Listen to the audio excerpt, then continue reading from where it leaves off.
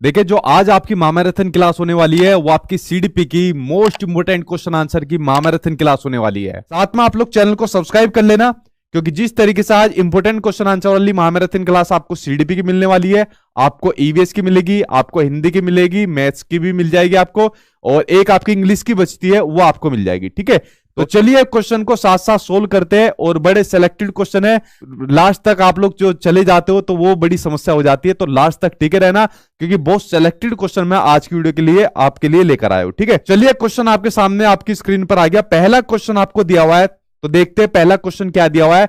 इनके साथ साथ प्रैक्टिस करिए और वीडियो के एंड में मुझे बताना आपका कितना स्कोर आज की महामैराथन क्लास के अंदर आपका हुआ है। ठीक है, चलिए शुरू करते हैं। पहला क्वेश्चन आपको दिया हुआ है कि निम्न में से कौन सा नियम यह सुझाव देता है कि शरीर के विभिन्न अंग विकास के विभिन्न चरणों में भिन्न भिन्न दरों से विकसित होते हैं। पहला दिया है कि विकास एक आयामी होता है। पहला ही ऑप्शन आपका गलत है। विकास कभी भी एक डायमेंशनल यानी कि एक आयामी नहीं होता। विकास के आपके अलग अलग आयाम यानी कि आपका मल्टी डायमेंशनल होता है। विकास आपका फिजिकली होता है, कॉग्निटिव होता है, सोशली होता है और आपका इमोशनली होता है। तो विकास के आपके मल्टी डायमेंशनल होते हैं, विकास आपका बहुआयामी होता है। तो पहला ऑप्शन क्या हो गया? पहला ऑप्शन यहां पर आपका गलत हो गया। विकास एक दिशाई होता है यानी कि विकास एक दिशा में चलता है, यह भी ऑप्शन आपका गलत है। विकास एक दिशा में नहीं चलता, विकास आपका अलग अलग दिशाओं में चलता है। तो दूसरा ऑप्शन भी आपका क्या हो गया? गलत हो गया। विकास एक असतत प्रक्रिया यानी कि एक आपका डिसकंटिन्यूअस प्रोसेस है, यह भी ऑप्शन आपका गलत हो गया। विकास एक आपका कंटिन्यूअसली चलने वाला प्रोसेस है जो आपका जन्म से लेके मृत्यु तक चलता है। ठीक है, जन्म से लेके मृत्यु तक चलता है, या कह सकते हो गर्भ से कब्र तक चलता है। ठीक है, गर्भ से कब्र तक चलता है, यानी कि वोम टू टोम भी आप इसे कह सकते हो। ठीक है, यानी जब बच्चा मां के गर्भ में होता है तो जब से बच्चे का विकास शुरू हो जाता है और जब तक मरता नहीं है तब तक आपका विकास चलता रहता है। तो एक कंटिन्यूअसली चलने वाला प्रोसेस होता है जो आपका विकास होता है। तो विकास सतत प्रक्रिया है, ना कि आपकी असतत प्रक्रिया है। ये ऑप्शन भी आपका गलत हो गया। अगला ऑप्शन आपको दिया हुआ है कि विकास की जो दिशा होती है, डायरेक्शन होता है, वो कैसा होता है? वो होता है आपका प्रोक्सीमोडिस्टल होता है और आपका सिफेलोकोडल होता है। पिछली बार ऑनलाइन एग्जाम में बड़ी धूम मचाई थी आपके सिफेलोकोडल और आपके प्रोक्सीमोडिस्टल ने। देखिए, विकास आपका सिफेलोकोडल भी होता है, यानी कि विकास जो होता है आपका सिर से पैर की ओर होता है। ठीक है, कैसा होता है विकास आपका? सिर से पैर की ओर होता है। यानी जो बच्चे का विकास होगा, पहले बच्चे का विकास सर का होगा, सर से नीचे आते हुए फिर उसके शोल्डर का विकास होगा, फिर नीचे छाती तक जाते हुए बाकी के हिस्सों की ओर जाते हुए, पैरों की ओर जाते हुए उसका विकास चला जाएगा। यानी विकास पहले सर से होते हुए बाकी के नीचे हिस्से की ओर जाते हुए उसका विकास होगा। आपने देखा होगा कुछ बच्चा पहले अपने एक्सप्रेशन के माध्यम से अपनी क्रियाएं करता है। वो हंसेगा या फिर अपने माइंड के अंदर कुछ अपना सोचेगा, फिर अपने हाथों को हिलाएगा, कंधों को हिलाएगा। मान लीजिए आपने देखा होगा कुछ छोटे बच्चे होते हैं, उनकी ग्रिपिंग पावर बहुत मजबूत होती है। आप उनके हाथ में कोई चीज दे दो, पेन दे दो, उसकी ग्रिप इतनी मजबूत पकड़ेंगे आप उसको छुटा नहीं सकते। लेकिन उनके पैरों के मूवमेंट के मुकाबले उनकी ग्रिप बहुत मजबूत मिलेगी, लेकिन पैर के मुकाबले इतनी पैरों में उतनी जान नहीं रहेगी। क्यों? क्योंकि उनका जो विकास हो रहा है वो सिफेलोकोडल के अकॉर्डिंग चलता आ रहा है, ऊपर से नीचे की ओर चलता आ रहा है। ठीक है, इसलिए उनकी ग्रिप इतनी मजबूत रहती है। तो ये कौन सा विकास आपका? सिफेलोकोडल हो गया, जो आपका सर से पैर की ओर चलता है। दूसरा विकास होता है आपका प्रोक्सीमोडिस्टल होता है, जो आपका सेंटर से आपका मध्य से शुरू होकर बाकी के हिस्सों की ओर चलता है। ये होता है आपका विकास, आपका प्रोक्सीमोडिस्टल होता है। तो जो आपका फोर्थ ऑप्शन हो गया, ये फोर्थ ऑप्शन यहां पर आपका सही हो जाएगा कि विकास आपका मल्टी डायरेक्शन में होता है, यानी अलग अलग दिशाओं में होता है, यानी एक दिशा में आपका विकास नहीं होता है। ठीक है, तो आंसर आपका फोर्थ आंसर यहां पर आपका सही हो जाएगा। तो पहला क्वेश्चन आपका यहां पर निपट गया। बढ़ते अगले की ओर। भाई एक काम करिए, आज वीडियो को जितना हो सके आप लोग ज्यादा ज्यादा शेयर करिए, ज्यादा ज्यादा मात्रा में शेयर करिए, अपने यार दोस्तों के पास शेयर करिए, क्योंकि कंपटीशन तो आपका किसी से है नहीं, किसी दूसरे का भला हो जाएगा। क्योंकि यहां से मैक्सिमम क्वेश्चन आपको अपने एग्जाम में देखने को मिलेंगे, ये मैं आपको कंफर्म कर देता हूं आज की वीडियो के अंदर। ठीक है, क्योंकि बड़े सिलेक्टेड क्वेश्चन लाए हो, और अगर मैं छाट के लाया हूं तो ऐसा हो ही नहीं सकता यहां से क्वेश्चन आपके एग्जाम में ना आए। ठीक है, डेफिनेटली आएंगे यहां से क्वेश्चन। अगला क्वेश्चन देखते हैं जो सामने आपकी स्क्रीन पर आ गया। ये रहा आपका नेक्स्ट क्वेश्चन, इसके ऊपर एक बार नजर डालते हैं। नेक्स्ट आपको दिया हुआ है कि एक 5 वर्ष की बच्ची यह तर्क करने में विफल यानी कि फेल रह जाती है कि जब पानी को एक लंबे और संकीर्ण गिलास से एक चौड़े बर्तन में स्थानांतरित यानी कि ट्रांसफर किया जाता है तो पानी की मात्रा समान रहती है, तो पियाजे के अनुसार इसका क्या रीजन है, इसका क्या कारण है? भाई एक पानी था एक छोटे लंबे और संकीर्ण गिलास में, ये रहा आपका गिलास लंबा और एक आपका संकीर्ण गिलास, ठीक। ये क्या बनना है साथ के साथ, ठीक है, ये आपका लंबा और संकीर्ण गिलास है, इसमें आपका पानी भरा हुआ था। अब इस पानी को एक चौड़े बर्तन में आपका ट्रांसफर कर दिया, इस पानी को चौड़े बर्तन में आपका शिफ्ट कर दिया गया, ठीक है। अब पानी इसमें आ गया, बट जो बच्ची थी इस प्रोसेस को समझने में फेल हो गई, इसको समझने में आपकी क्या हो गई, फेल हो गई, यानी कि आपका विफल हो गई।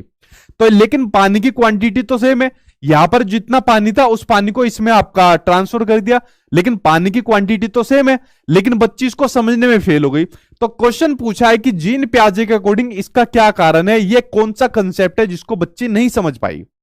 तो देखिए अगर मैं बात करूं पहले ऑप्शन की, तो वह प्रतिवर्ती सोच नहीं रखती, यानी कि वह इरिवर्सिबिलिटी की सोच नहीं रखती, जिसका दूसरा नाम है आपका अपलटावी का गुण नहीं रखती। किसका? अपलटावी का गुण नहीं रखती, जिसमें बच्चा चीजों को उलटना पुलटना नहीं सीख पाता। अगर हम बच्चे से कहेंगे कि बेटा 2 + 4 कितने होते हैं, वो कहेगा 6 होते हैं। अच्छा, अगर हमने कही 4 + 2 कितने होते हैं, तो कंफ्यूज हो जाएगा। इससे संबंधित जीन पियाजे ने एक अपना एक्सपेरिमेंट करा था। वो एक्सपेरिमेंट जीन पियाजे ने करा अपने बच्चे के ऊपर, जो मैंने आपको कई बार बताया हुआ है। जीन पियाजे ने अपने बच्चे के ऊपर एक्सपेरिमेंट करा।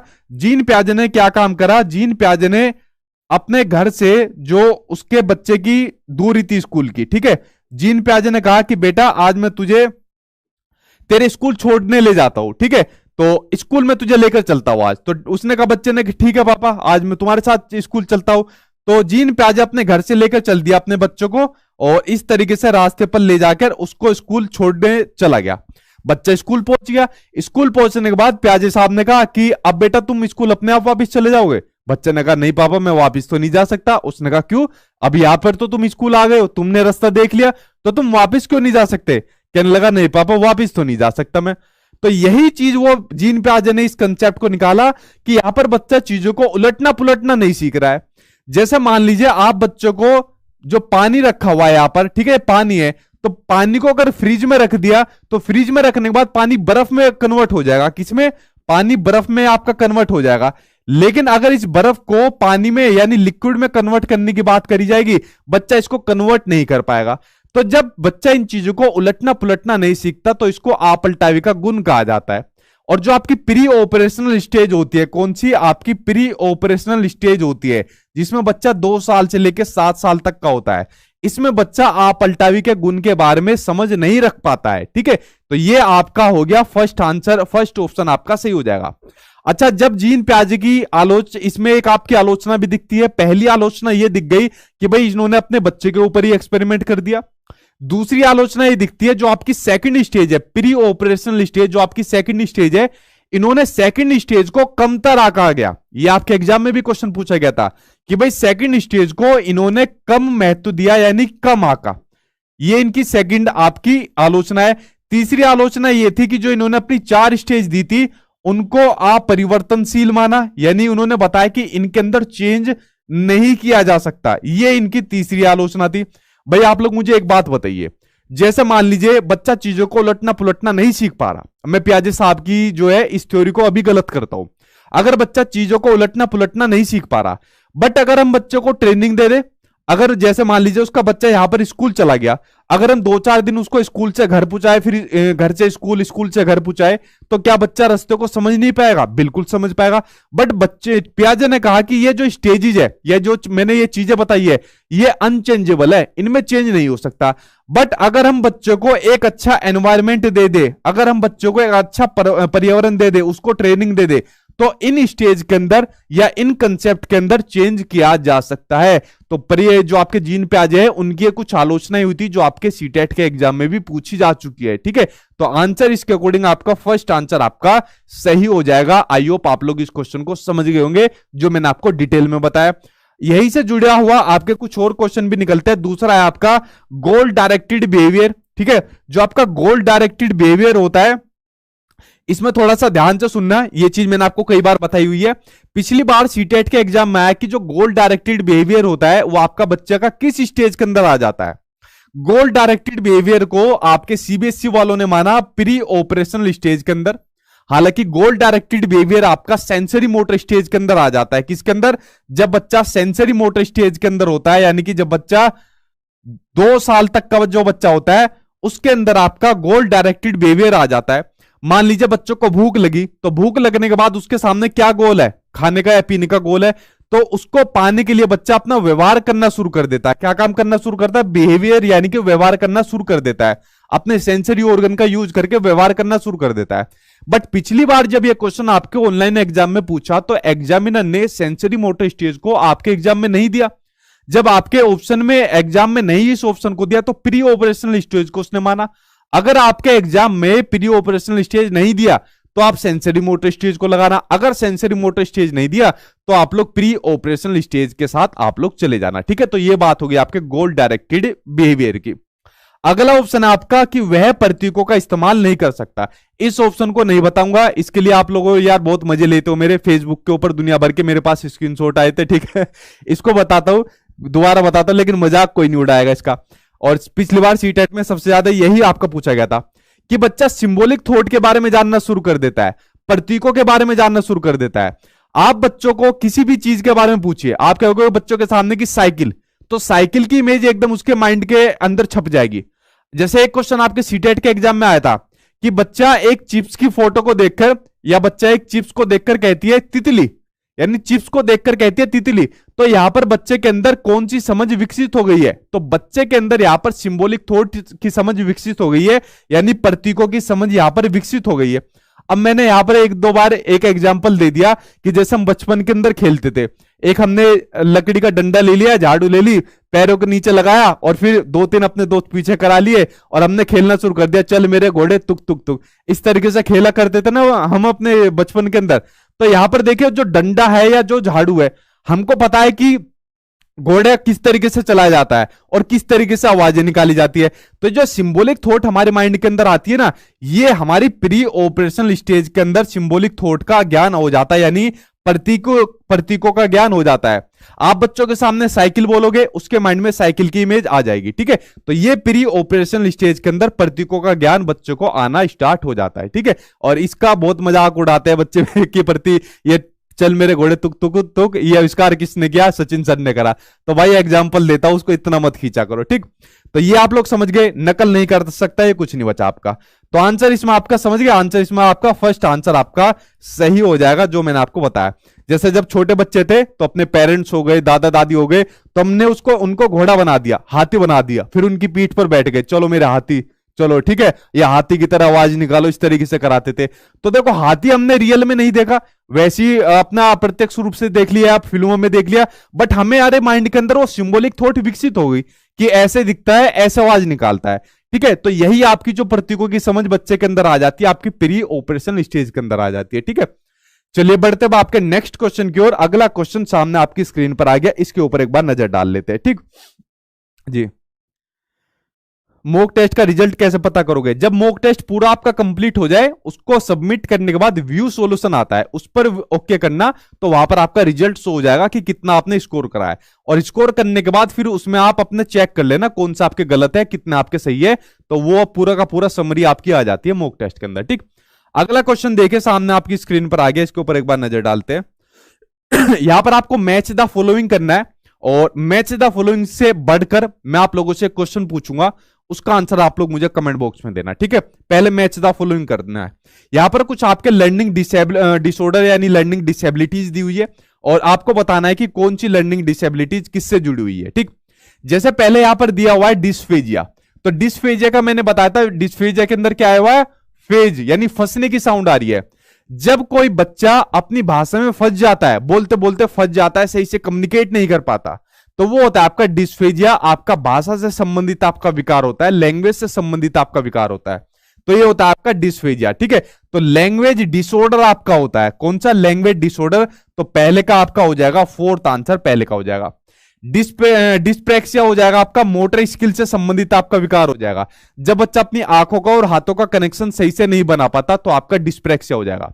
जैसा अगर ये पेन है, अगर मैंने किसी बच्चे की तरफ को उछाला तो उसको सही से नहीं पकड़ पाएगा। देखो मैं तो इसको पकड़ लूंगा, तो मेरे अंदर तो नहीं है, तो मैंने इसको पकड़ लिया। लेकिन अगर किसी बच्चे की तरफ कोई उछालेंगे तो अपनी आंखों का और अपने हाथों का कनेक्शन सही से नहीं बना पाता, तो आपका क्या हो जाएगा, डिस्प्रेक्सिया हो जाएगा। ठीक है, तो डिस्प्रेक्सिया आपका मोटर स्किल से संबंधित आपका विकार होता है, उसको अपने मोटर कंट्रोल नहीं कर पाता बच्चा। ठीक, अगला है डिस्कैलकुलिया। डिस्कैलकुलिया के अंदर किसकी साउंड आ रही है, आपके कैलकुलेटर की।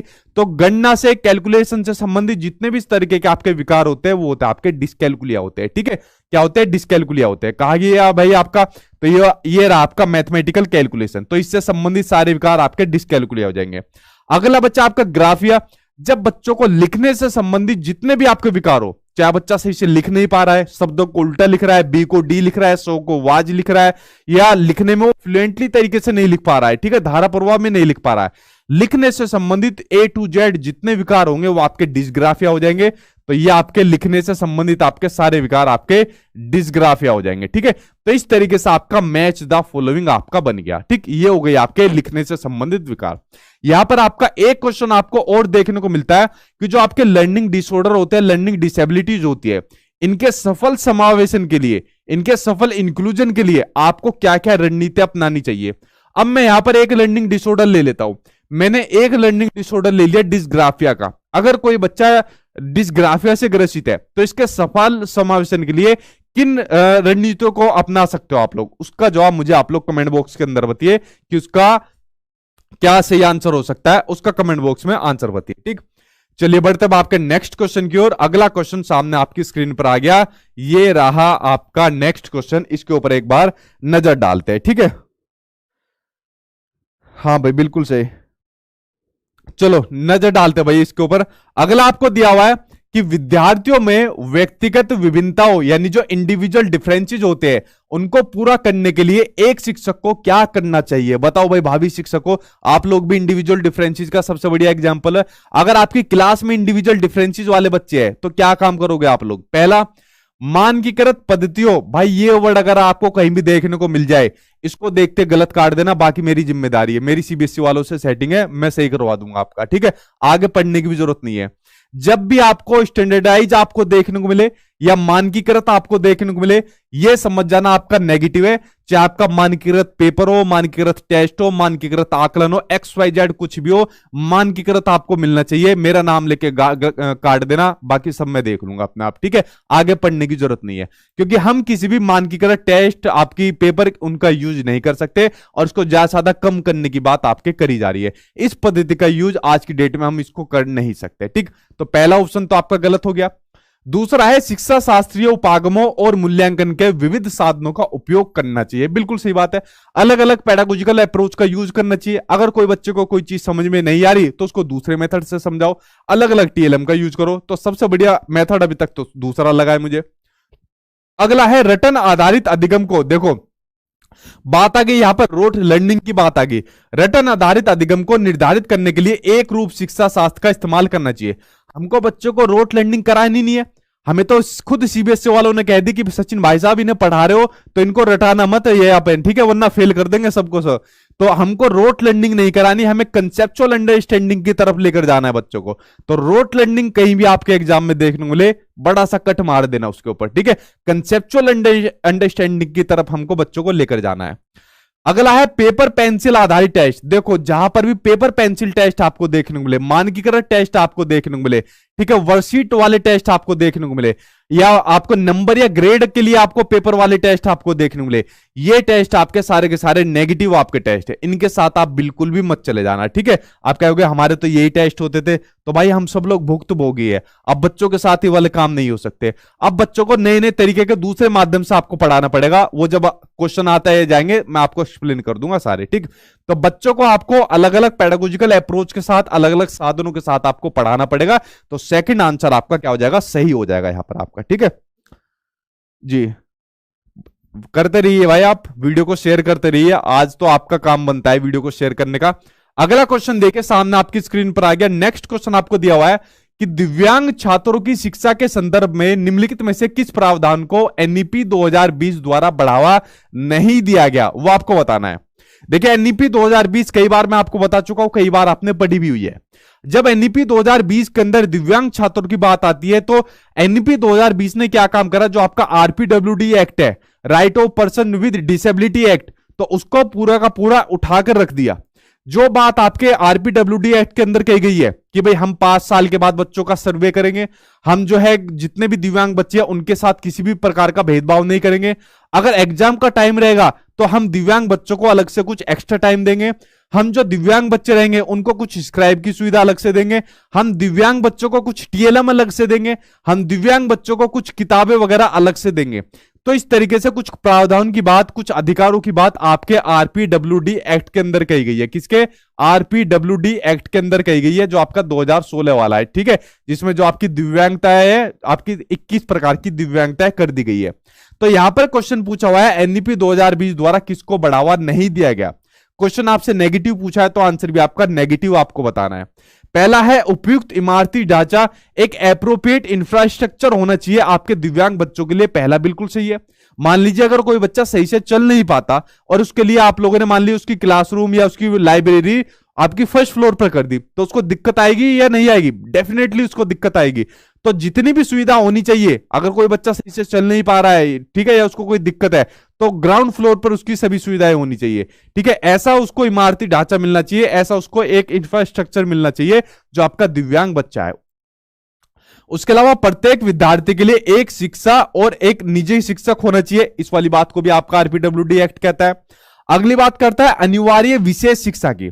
देखिए अनिवार्य विशेष शिक्षा की बात नहीं करता है यहां पर, जो आपका आरपीडब्ल्यूडी एक्ट है, यहां पर आपका इंक्लूसिव एजुकेशन की बात करता है, अनिवार्य विशेष शिक्षा की बात नहीं, यहां पर आपका इंक्लूसिव एजुकेशन की बात करता है, यानी कि आपका समावेशी शिक्षा की बात करता है, कि जहां पर सभी बच्चों को समान शिक्षा प्रोवाइड की जाए। तो ये ऑप्शन आपका क्या हो जाएगा? ये ऑप्शन आपका नेगेटिव ऑप्शन हो जाएगा, और हमसे नेगेटिव ही पूछा था तो नेगेटिव का भाई नेगेटिव हो जाएगा। उपयुक्त तकनीकी सुविधाएं मिलनी चाहिए, अलग से कुछ आपका टीएलएम दे दो, कुछ और सुविधाएं दे दो, ठीक है।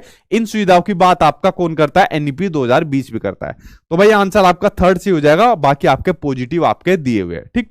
चलिए बढ़ते हैं आपके नेक्स्ट क्वेश्चन की ओर। अगला क्वेश्चन देखिए सामने आपकी स्क्रीन पर आ गया, एक और क्वेश्चन आपका एनईपी 2020 से लिया हुआ है, इसके ऊपर एक बार नजर डालिए। क्वेश्चन आपको दिया हुआ है कि एनईपी 2020 के अनुसार शिक्षा को केवल पूर्व निर्धारित विषय वस्तु पर केंद्रित होना चाहिए। एनईपी 2020 में कहा हुआ है कि जो बच्चों के लिए आप कंटेंट पढ़ा रहे हो, विषय वस्तु पढ़ा रहे हो, उसको ज्यादा बढ़ावा ना देकर उसको लचीलापन आप बनाइए, या उस पाठ्य वस्तु का जो पाठ्य वस्तु होती है, जो कंटेंट होता है, उसमें कमी करिए। तो पाठ्य वस्तु जो होता है या विषय वस्तु जो होता है उसमें कमी की बात करता है, ना कि उस पर केंद्रित यानी कि फोकस करने की बात करता है आपका एनईपी 2020। कि ज्यादा ये मत करो कि दुनिया भर की चीज बच्चों को पढ़ा दो या विषय वस्तु को ज्यादा बढ़ा दो, उसको लचीलापन बनाओ और उसको कम करो जो आपका विषय वस्तु होता है। अब हमारे टाइम में जब हम स्कूल में जाते थे, पता है क्या काम करते थे? दुनिया भर का बोझ अपने उस पर बैग पे टांग लिया, ये भी सब्जेक्ट, इसको भी पढ़ाना है, उसको भी पढ़ाना है। 2 कॉपी लेकर नहीं जाते थे तो हाथ तोड़ दिए जाते थे डंडे मार मार कर। बट अब इसको कम करने की बात कही जा रही है कि कंटेंट को कम करो, ठीक है, कंटेंट को लचीला बनाओ, फ्लेक्सिबल बनाओ, और कंटेंट को ज्यादा ज्यादा कम करो। तो कम करने की बात कही जा रही है, तो पहला ऑप्शन आपका गलत हो गया। समस्या समाधान पर केंद्रित होना चाहिए। एनईपी 2020 ने कहा है कि जो बच्चा होना चाहिए एक अच्छा प्रॉब्लम सोल्वर होना चाहिए, अच्छा समस्या समाधान करता होना चाहिए। तो इस बात को एनईपी 2020 ने कहा है। अधिगमकर्ताओं में समालोचनात्मक चिंतन का विकास होना चाहिए, इसके ऊपर लगाओ वेरी वेरी इंपोर्टेंट। जहां पर भी आपके एग्जाम में क्रिटिकल थिंकिंग देखने को मिले, समालोचनात्मक चिंतन देखने को मिले, मेरा नाम लेके लगा देना भाई, मैं सब देख लूंगा, सभी बच्चों का अपने आप देख लूंगा, ठीक है। तो समालोचनात्मक चिंतन को सबसे ज्यादा बढ़ावा देने की बात करी जा रही है आपके, चाहे आपका एनईपी 2020 हो, चाहे आपका एनसीएफ 2005 हो। एनसीएफ 2005 के अलावा तो आपका 20 भी आ गया, ठीक है। तो सबसे ज्यादा बढ़ावा आपकी क्रिटिकल थिंकिंग को बढ़ावा देने की बात कही जा रही है, जहां पर बच्चा अपने खुद बुद्धि का यूज करके, खुद अपना विवेक का यूज करके सही और गलत का डिसीजन ले सके। ये नहीं कि बच्चों को कुछ भी कह दिया कि तुम्हें ये वाला काम करना है, बच्चे ने उसको सीधा अनुकरण करके उसको फॉलो करना शुरू कर दिया, नहीं। जहां पर बच्चा खुद चीजों को परखे, समझे, सुने और उसके बाद फिर एक डिसीजन ले सके, ठीक है, तो वो होता है आपका क्रिटिकल थिंकिंग होती है, और इसको बढ़ावा देने की बात सबसे ज्यादा आपके करी जा रही है। आपके ऑप्शन में कहीं भी क्रिटिकल थिंकिंग देखने को मिले, उस ऑप्शन को देखते से कर देना, वो ऑप्शन आपका हमेशा सही माना जाएगा, ठीक है। तो दूसरा ऑप्शन आपका क्या हो जाएगा? तीसरा सही हो जाएगा। अन्वेषण निर्धारित और खोज आधारित आपका होना चाहिए। देखिए मैंने कहा आज की डेट में जो आपका शिक्षण होना चाहिए वो सबसे ज्यादा आपका डिस्कवरी लर्निंग होना चाहिए, खोज आधारित होना चाहिए, जहां पर बच्चे क्वेश्चन पुटअप कर सके क्लासरूम में कि सर इसका आंसर क्या होगा, ये चीज ऐसे कैसे होगी। जहां पर जो टीचर है ना वो होमवर्क ना दे बच्चों को। पहले टाइम में जैसे हमें होमवर्क मिलता था, भाई ये तू काम ये करके लाइयो घर से, नहीं लेकर आया तो तेरी तोड़ाई होगी, ये वाली चीज ना हो। अब बच्चा क्या काम करना चाहिए, उसको डिस्कवरी लर्निंग बेस आधारित आपको चीजें देनी चाहिए कि बेटा एक काम कर, मैं तू ये वाला काम दे रहा हूं, ये तू 10 जानवरों के बारे में अपने आसपास में ऑब्जर्व करियो, अवलोकन करियो, और जो जो चीजें तुझे मिले आसपास में वो फिर तू मुझे कल आके क्लासरूम में बताइए। अब बच्चा क्या काम करेगा, ऑब्जर्व करेगा आसपास के जानवरों के बारे में, अपने पेरेंट्स से पूछेगा, आसपास के एनवायरनमेंट में पूछेगा, तो बच्चा इससे बहुत इफेक्टिव तरीके से सीखता है। ठीक है, तो डिस्कवरी लर्निंग की बात आपकी सबसे ज्यादा करी जा रही है, ना कि होमवर्क वगैरह की करी जा रही है। ठीक है, तो ये ऑप्शन आपका सबसे अप्रोप्रिएट आपका माना जा रहा है। तो भाई आपका कौन सा हो जाएगा, ये आपका गलत है और बाकी के तीनों आपके सही हो जाएंगे इस तरीके से। ठीक, चलिए बढ़ते अब आपके नेक्स्ट क्वेश्चन की ओर। सर केवीएस की क्लास कब होगी? केवीएस की क्लास कंटिन्यूअसली चल रही है मेरी एप्लीकेशन के ऊपर, सचिन एकेडमी ऑफिशियल एप्लीकेशन को डाउनलोड कर लेना, उसी पर क्लास चल रही है केवीएस की। ठीक है, तो अगर वहां क्लास आपको लेनी है आप एप्लीकेशन डाउनलोड करके वहां आप ले सकते हो केवीएस की class. Sachin academy official website आ जाएगी मेरी प्ले स्टोर पर, नीले रंग का वो होगा लोगो होगा, उसको आप डाउनलोड कर लेना। अगला क्वेश्चन सामने आपकी स्क्रीन पर आ गया, ये देखिए, ये क्वेश्चन को देखते हैं। इसके अंदर क्या हुआ है आपको मैच द फॉलोइंग करना है एक एक करके, और ये क्वेश्चन आपके चार आपके जैसे यहां पर दी हुई है, ये चार कभी कभी आपके अलग अलग भी आपके पूछे जाते हैं, बड़े महत्वपूर्ण आपके। जैसे पहला इसमें दिया हुआ है आपका एल्गोरिदम, एल्गोरिदम को हिंदी में कहा जाता है आपका कलन विधि। ये बेसिकली सबसे ज्यादा आपकी मैथ्स के अंदर पूछी जाती है, एक नंबर की तो भाई आपके एग्जाम में जरूर आएगी कलन विधि यानी कि एल्गोरिदम मेथड। इसको मैं कई बार बता भी चुका हूं इससे पहले आपको। ठीक है, तो आज 100+ क्वेश्चन होने हैं, तो 100+ क्वेश्चन के अंदर आपको सेलेक्टेड क्वेश्चन आपको मिलेंगे। तो एल्गोरिदम मेथड आपका सबसे ज्यादा यूज होता है आपका मैथ्स के अंदर, और ये मेथड आपका कैसा है, आपका ये नेगेटिव मेथड है। कैसा मेथड है, ये आपका नेगेटिव मेथड है, इसको ज्यादा आपको यूज नहीं करना है। इसमें क्या होता है, एल्गोरिदम मेथड में एक समस्या को एक ही तरीके से सोल्व किया जाता है, इसमें बच्चों की क्रिएटिविटी ज्यादा नहीं होती। जैसे मैंने आपको कई बार बताया हुआ है, मान लीजिए हमको बच्चों को एडिशन सिखाना है, जोड़ सिखाना है। ठीक है, तो जोड़ कैसे सिखाना है हमें बच्चों को, भाई मान लीजिए हमें जब पहले जोड़ सिखाया जाता था, या मैंने भी जैसे पहले जोड़ सीखा है, तो मैं जो है उल्टे हाथ से सीखता था कि उल्टे हाथ से जोड़ूंगा। कैसे, जैसे मान लीजिए मुझे 22 में 32 जोड़ने हैं, तो मैं पहले लेफ्ट साइड से जोड़ता था, 3 2 5 2 और 2 4, इस तरीके से जोड़ता था। यार छोटा बच्चा है तो छोटा बच्चा जोड़ तोड़ के माध्यम से सीखता है, तोड़ फोड़ करके सीखता है, और क्रिएटिविटी के माध्यम से सीखता है। तो इसी तरीके से तो बच्चा सीखता है, और इसी तरीके से उसको सीखना चाहिए। बच्चा क्या काम करेगा, गलती करेगा, और गलती करने के बाद ही बच्चा चीजें सीखेगा। और मैंने आपको क्या बताया हुआ है कि बच्चे की गलतियां, बच्चे के मिसकंसेप्शन बहुत ज्यादा इंपॉर्टेंट होते हैं, तो बच्चे की गलतियां करने दो आप लोग जितना भी हो सके। अब क्या होगा, सर हमारी तो खोपड़ी टूटती थी जब गलतियां करते थे, मुंह पे थप्पड़ लगते थे। भाई हमें हमारे साथ जो कुछ हो गया, अब नहीं करना बच्चों के साथ, अब बच्चों को गलतियां करने दो। अब टीचर आके क्या काम करेगा, अगर किसी बच्चे ने इस तरीके से जोड़ कर दिया तो टीचर आके क्या काम करेगा, नहीं बेटा तुम गलत कर रहे हो, जोड़ लेफ्ट साइड से नहीं करा जाता, जोड़ राइट साइड से करा जाता है। आप इधर से जोड़ो, 2 2 4 और 3 2 5, फिर इधर से जोड़ने को कहेगा। तो उसने बच्चे की क्रिएटिविटी को खत्म कर दिया, जबकि जोड़ना चाहिए था लेफ्ट साइड से जोड़ना चाहिए था बच्चों को खुद, और जब वो गलती करता बाद में आकर टीचर उसका सुधार करता। तो एल्गोरिदम मेथड को इसलिए नेगेटिव माना जाता है क्योंकि बच्चे की क्रिएटिविटी को खत्म कर देता है। टीचर बता देता है कि भाई इस प्रॉब्लम का सॉल्यूशन आपका इस तरीके से होगा। तो ये होता है आपका एल्गोरिदम मेथड, जब किसी एक समस्या को एक ही तरीके से सोल्व कराया जाता है, तो इसलिए इसको नेगेटिव मेथड आपका माना जाता है। ठीक है, तो इसका आपका क्या हो जाएगा एल्गोरिदम मेथड का, कि एक समस्या को हल करने की चरण दर दर यानी स्टेप बाय स्टेप जो आपका मेथड होता है वो आपका एल्गोरिदम आपका मेथड होता है। अगली बात करें आपका ह्यूरिस्टिक मेथड, यानी जिसको खोज विधि भी कह देते हैं। इसमें क्या होता है, किसी समस्या के समाधान के लिए एक हिंट दे दिया जाता है और उसमें बच्चा खुद उसका समाधान करता है। जैसे मान लो आपके सामने समस्या है सीटेट का, आप करो सीटेट के एग्जाम की तैयारी, आपके किसी यार दोस्त ने कह दिया कि यार एक काम कर सचिन सर को फॉलो कर लो, तेरा सीटेट का एग्जाम पास हो जाएगा। तो समस्या समाधान के लिए आपके दोस्त ने एक हिंट दे दिया और फिर आप लोगों ने यहां पर आके मुझे फॉलो करना शुरू कर दिया और अपना समस्या का समाधान कर दिया। तो यही है आपका ह्यूरिस्टिक मेथड, यानी कि आपकी खोज विधि। जब आप खुद किसी समस्या का समाधान करते हो खोजबीन करके, बस आपको एक हिंट दिया जाता है, तो ये होती है आपकी ह्यूरिस्टिक मेथड। ठीक है, यानी सही उत्तर प्राप्त करने की एक सामान्य नीति, ये होती है आपकी ह्यूरिस्टिक मेथड। ठीक, ये आप लोग समझ गए। अगला दिया हुआ है आपका एनालॉजी। ये बहुत बार पूछा गया भाई आपके एग्जाम में। पेपर 1 में तो 2-3 क्वेश्चन थे मेरे ख्याल से, लेकिन पेपर 2 में भर भर के आपका पूछा गया पिछली बार आपके एग्जाम में। एनालॉजी होता है जब आपकी कोई मिलती जुलती समस्याओं के समाधान आपके कराए जाते हैं, वो होती है आपकी एनालॉजी। अब जैसे मैंने क्या करा हुआ है, जैसा आपका मेरे मॉक टेस्ट है, सेम सीबीएसई के पैटर्न पर है। जब आप लोग यहां प्रैक्टिस करके जाओगे एग्जाम में आपको लगेगा ही नहीं कि यार पेपर देने आए हैं। तो मैंने क्या काम करा, जो आपकी समस्या है सीटेट की, तो उसी के जैसे मैंने मॉक टेस्ट बना दिए। तो मॉक टेस्ट पर जब आप लोग प्रैक्टिस करोगे, मतलब जो आपकी समस्या है इससे मिलती जुलती समस्या यहां पर मॉक टेस्ट है, तो जब इससे मिलती जुलती समस्या का आप लोग यहां पर समाधान करोगे, तो यही तो आपका एनालॉजी होता है। तो इसी को आपका एनालॉजी कहा जाता है कि समस्या से मिलती जुलती समस्या, मिलती जुलती कह रहा हूं, जब कोई समस्या होती है और उसी से मिलती जुलती समस्या का जब आप समाधान करते हो, वही आपकी एनालॉजी कहा जाता है उसको। ठीक है, अगला है means and analysis. Means and analysis कहा जाता है आपका कि एक समस्या को पहले टुकड़ों में विभाजित करो और फिर प्रत्येक उपलक्ष्य को हल करो, ये हो जाएगा आपका मीन्स एंड एनालिसिस। इस तरीके से एक क्वेश्चन के अंदर आपके 4 पॉइंट आपके क्लियर हो गए। एल्गोरिथम आपका 1 नंबर डेफिनेटली आएगा। ह्यूरिस्टिक मेथड आपका बहुत कम पूछा जाता है, तो वो भी मैंने इसके अंदर बता दिया। एनालॉजी आपका आना ही आना है आपके एग्जाम में। ठीक है, चलिए बढ़ते हुए आपके नेक्स्ट क्वेश्चन की ओर। अगला क्वेश्चन सामने आपकी स्क्रीन पर आ गया, ये रहा आपका नेक्स्ट क्वेश्चन। अगला क्वेश्चन आपको दिया हुआ है कि एक सृजनात्मक बालक में निम्नलिखित में से कौन से गुण मौजूद होंगे। बताओ भाई, सृजनात्मक बालक को कौन से गुण मौजूद होंगे एक क्रिएटिव बच्चे के अंदर। पहला दिया हुआ है इसके अंदर अपसारी चिंतन। ठीक है, अब देखिए 2 तरीके के चिंतन होते हैं, अभिसारी चिंतन, अपसारी चिंतन, convergent thinking, divergent thinking. Simple सा एक बात समझिए, जब किसी समस्या का समाधान सिर्फ एक हो तो वो हो जाएगा आपका अभिसारी चिंतन। जब किसी समस्या का समाधान एक से ज्यादा हो तो वो हो जाएगा आपका अपसारी चिंतन। ठीक है, यानी किसी क्वेश्चन का आंसर एक है तो अभिसारी चिंतन, किसी क्वेश्चन का आंसर एक से ज्यादा है तो वो हो जाएगा आपका अपसारी चिंतन हो जाएगा।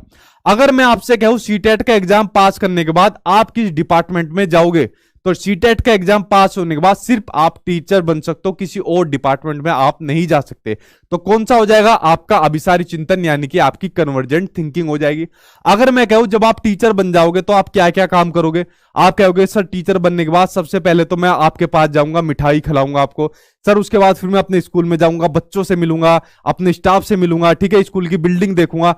तो वहां पर आप लोगों ने मल्टीपल आंसर मुझे दिए, तो वहां पर कितने आंसर देखने को मिले, एक से ज्यादा आंसर देखने को मिले। तो मुझे आप एक बात बताइए, क्रिएटिविटी किसके अंदर ज्यादा देखने को मिलेगी, अभिसारी के अंदर, अपसारी के अंदर?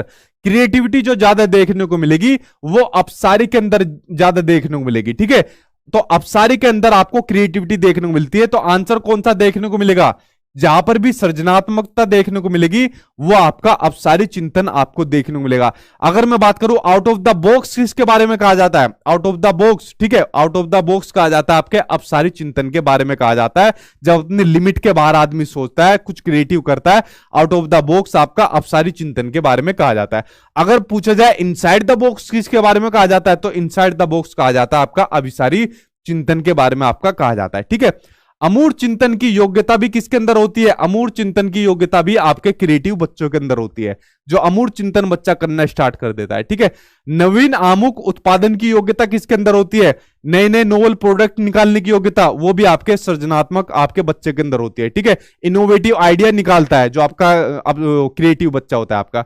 तो एक अगर ऑप्शन को छोड़ दूं मैं, अभिसारी चिंतन को छोड़ दूं, तो पहला, तीसरा, चौथा ये आंसर आपके यहां पर सही हो जाएंगे। ठीक है, चलिए बढ़ते हैं आपके नेक्स्ट क्वेश्चन की ओर। 40,000 हम कूद गए हैं, आज संख्या देखते हैं आप लोग कितने पहुंचाओगे, क्योंकि ये जिम्मेदारी मैंने आप लोगों के हाथ में छोड़ी हुई है। ठीक है, 40,000 अभी क्रॉस हुए, आगे देखते हैं और कितना आप लोग कराओगे। ठीक, चलिए बढ़ते हैं आपके नेक्स्ट क्वेश्चन की ओर। अगला क्वेश्चन सामने आपकी स्क्रीन पर आ गया, ये रहा आपका नेक्स्ट क्वेश्चन। अगला आपको दिया हुआ है कि निम्नलिखित में से कौन सा विकल्प दी गई दिव्यांगता और उससे संबंधित छात्रों के समावेशन हेतु यथोचित संयोजन रणनीति का सही युग्म है। भाई आपके लर्निंग डिसऑर्डर है कुछ आपके, और उनके सफल समावेशन के लिए कौन सा तरीका आपका सबसे अप्रोप्रिएट होगा, उसका आंसर आप लोग मुझे बताइए। पहला दिया हुआ है आपका डिस्कैलकुलिया। डिस्कैलकुलिया आपको पता ही है किससे संबंधित होता है, आपका कैलकुलेशन से संबंधित, यानी मैथ से संबंधित जितने भी आपके विकार है आपके डिस्कैलकुलिया। अब उसका सफल समावेशन का आपका कौन सा तरीका दिया है कि भाई कैलकुलेटर का प्रावधान दिया हुआ है। भाई अगर किसी को मैथ से संबंधित प्रॉब्लम है, वो कैलकुलेशन नहीं कर पा रहा, तो उससे क्या कह दी, ले भाई तू कैलकुलेटर ले ले, अब इससे सही से कैलकुलेशन कर पाएगा। तो यानी तो सफल समावेशन का सबसे बढ़िया तरीका दे दिया यहां पर, ठीक है। तो पहला ऑप्शन आपका सही हो गया। दूसरा है आपका दूसरा है आपका डिसलेक्सिया। तो डिसलेक्सिया आपका किससे संबंधित विकार होता है, पढ़ने से संबंधित विकार होता है। तो पढ़ने से संबंधित जितने विकार हो जाएंगे वो हो जाएंगे आपके डिसलेक्सिया। चाहे बच्चा फ्लुएंटली नहीं पढ़ पा रहा, सही से नहीं पढ़ पा रहा, चीजों को उल्टा सीधा पढ़ता है, तो वो होता है आपका डिसलेक्सिया। तो डिसलेक्सिया का आपका क्या दे रखा है कि लंबे लंबे लिखित कार्य सौंपना। यार जब बात पढ़ने की आ रही है तो यहां पर आपका सफल समावेशन में लिखित कार्य कहां से इसने घुसेड़ दिए तो लिखित काम आपके यहां कोई मैटर नहीं करते। अगर बात पढ़ने की आ रही है तो उसको कुछ सेंटेंस दे दो, कुछ न्यूज़पेपर की रीडिंग करा दो, या कुछ और ऐसे सुनने वाली चीजें करा दो, ठीक है, जिससे बच्चा सुन पाए। तो लिखित काम नहीं देनी चाहिए, तो इसके सफल समावेशन आपका नहीं हो पाएगा। श्रवण दोष, अगर कोई बच्चे को सुनने के अंदर दिक्कत है, हियरिंग इंपेयरमेंट, कोई बच्चा सही से सुन नहीं पाता, तो उसके सफल समावेशन के लिए उसको ऑडियो टेप दिया जा रहा है। देखो कितना बुरा काम है, तुड़ाई होगी इसकी बढ़िया तरीके से। अगर कोई सुन नहीं पाता सही से और उसे क्या कह दो कि ले भाई तू गाना सुनेगा, ले ईयरफोन लगा ले कान में, अगर कोई ओंधी खोपड़ी का हुआ तो वही कूटेगा उसे दबा के तो ये आपका तरीका सही नहीं होगा। दृश्य हानि, अगर कोई विजुअली इंपेयरमेंट है, सही से मतलब देख नहीं पाता सही से, ब्लाइंडनेस है या कुछ परसेंट ब्लाइंडनेस है, अगर कोई सही से देख नहीं पाता, उसको चित्रों वाली पुस्तकें उपलब्ध करा दी, भाई पब्लिक तोड़ेगी उसे कि एक तो बेचारा वैसे नहीं देख पाता, तू उसे किताब दे रहा है पढ़ने के लिए, मजाक उड़ा रहा है, उपहास कर रहा है, तो ऐसे में तो और तुड़ाई होगी, ठीक है। तो ये सफल समावेशन के आपके तरीके नहीं हुए। सफल समावेशन का तरीका आपका डिस्कैलकुलिया का है सिर्फ कि अगर किसी को बच्चों को ऐसी कोई दिक्कत है तो उसे कैलकुलेटर वगैरह कुछ दे दो ताकि वो उसका यूज करके अपना कैलकुलेशन कर पाए, ठीक है। तो आंसर इसके अंदर आपका पहला आंसर आपका सही हो जाएगा। बढ़ते अब आपके नेक्स्ट क्वेश्चन की ओर। अगला क्वेश्चन देखिए आपके सामने स्क्रीन पर आ गया, ये रहा आपका नेक्स्ट क्वेश्चन, ठीक है। सर अगर फोटो में प्रॉब्लम हो गई है थी और दोबारा अपलोड नहीं हो पाया है तो क्या सर एडमिट कार्ड आएगा, नहीं आएगा? एडमिट कार्ड आ जाएगा आपका, ठीक है, इतना कोई बड़ा इशू है नहीं, एडमिट कार्ड आ जाएगा आपका। और थोड़ा सा फॉर्म को भरते टाइम आप थोड़ा ध्यानपूर्वक भरा करिए, बाद में दिक्कत हो जाती है। वैसे वैसे वैसे तो कोई दिक्कत नहीं होती, जॉब पर भी कोई दिक्कत नहीं होती, एक एफिडेविट लगकर काम चल जाता है, क्योंकि मैं तो दुनिया भर की काउंसलिंग करा चुका हूं और दुनिया भर की काउंसलिंग स्टूडेंट की करवाई भी हुई है मैंने। तो लेकिन जितना हो सके अपनी तरफ से गलती मत करा करिए, ठीक है, क्योंकि मैं बहुत से लोगों को जानता हूं जिन्होंने बहुत छोटी छोटी गलती करी हुई है और आज उनकी पोस्टिंग कहां कहां पर पड़ी हुई है। आज वो रोते हैं कि यार एक छोटी सी गलती की वजह से हमें अपने घर से दूर रहना पड़ गया। तो थोड़ा सा सावधानी पूर्वक भरा करिए फॉर्म को। अगला क्वेश्चन देखिए सामने स्क्रीन पर आया हुआ है, एनईपी 2020 का आपका केंद्र बिंदु क्या है, सेंटर क्या है, वो आपको बताना है। पहला ऑप्शन पढ़ते हैं भाई, कठोर पाठ्यक्रम। भाई कठोर पाठ्यक्रम तो होना ही नहीं चाहिए, ठीक है, रिगिड आपका करिकुलम नहीं होना चाहिए, रिगिड की जगह आपका फ्लेक्सिबल होना चाहिए, यानी कि आपका लचीलापन होना चाहिए, ठीक है। जो कार्यक्रम होना चाहिए वो आपका फ्लेक्सिबल होना चाहिए, जो बच्चों के स्तर के अकॉर्डिंग होना चाहिए, जो बच्चों के स्तर के अकॉर्डिंग जिसमें उसमें चेंज किया जा सका है, तो ऐसा करिकुलम होना चाहिए। कठोर बिल्कुल नहीं होना चाहिए, जहां पर कठोर शब्द आ जाए, रिगिड शब्द आ जाए, उसको देखते गलत काट देना, आपको फ्लेक्सिबल के साथ जाना है, ठीक है। अगला पढ़ते हैं आपका बहुविषयकता और समग्र शिक्षा। बिल्कुल सही बात है, आपकी एनईपी 2020 के अंदर क्लियर चैप्टर दिया हुआ है मोटी मोटी हेडलाइन के अंदर कि बहुविषयकता और समग्र शिक्षा बच्चों को देनी चाहिए। हमारे देश के अंदर अलग अलग यूनिवर्सिटीज बनी हुई है, अलग अलग कॉलेज बने हुए हैं जहां पर मल्टीपल सब्जेक्ट पढ़ाए जाते हैं। तो बच्चों को कहा हुआ है जो भी आपको सब्जेक्ट अच्छा लगता है आप उसको पढ़िए और बच्चों को समग्र शिक्षा देनी चाहिए, ठीक है। तो इस चैप्टर के ऊपर बात करी जाती है, तो सेकंड ऑप्शन आपका सही हो जाएगा। परीक्षा की ओर और उसके लिए सीखना, परीक्षाओं के लिए सीखने की बात नहीं करता, एग्जाम की ओर सीखने की बात नहीं करता एनईपी 2020, ठीक है। सीखने को कैसे सीखा जाए इसकी ओर बात करता है, कि सीखने को कैसे सीखा जाए इसकी ओर बात करता है, ठीक है। तो ये आंसर आपका सही हो जाएगा, गलत हो जाएगा। आकलन के योगात्मक तरीकों को अपनाना। देखिए एनईपी 2020 ने कहा है कि जो आपका 2 असेसमेंट होते हैं, formative assessment, summative assessment. Formative assessment को सबसे बेस्ट माना गया आपका। फॉर्मेटिव असेसमेंट वो असेसमेंट होता है आपका जो आपका टीचिंग लर्निंग प्रोसेस के दौरान चलता है। कौन सा? फॉर्मेटिव असेसमेंट, जो आपका टीचिंग लर्निंग प्रोसेस के दौरान चलता है, इसको सबसे बेस्ट माना गया है और इसी को सबसे ज्यादा बढ़ावा देने की आपकी बात करी जा रही है। अब जैसे हमारा टीचिंग लर्निंग प्रोसेस चल रहा है, मैं आपको पढ़ा रहा हूं, आप लोग पढ़ रहे हो। अगर मान लीजिए आपको कोई दिक्कत हुई, आपने कमेंट करा कि सर मुझे समझ में चीज नहीं आई, मैंने कहा अच्छा समझ में नहीं आई तो चलो मैं इसका आंसर दे देता हूं, या मैंने आपसे कुछ क्वेश्चन पूछा, आप लोगों ने कुछ ने बताया, कुछ ने नहीं बताया, तो अभी यहीं पर समाधान हो जाएगा। अब मान लो ये मेरी क्लास खत्म हो गई, उसके बाद आप मुझसे कुछ क्वेश्चन पूछ रहे हो, तो मैं तो बताऊंगा ही नहीं, मैं तो सोने चला जाऊंगा, बाद में पूछते रह ना क्वेश्चन।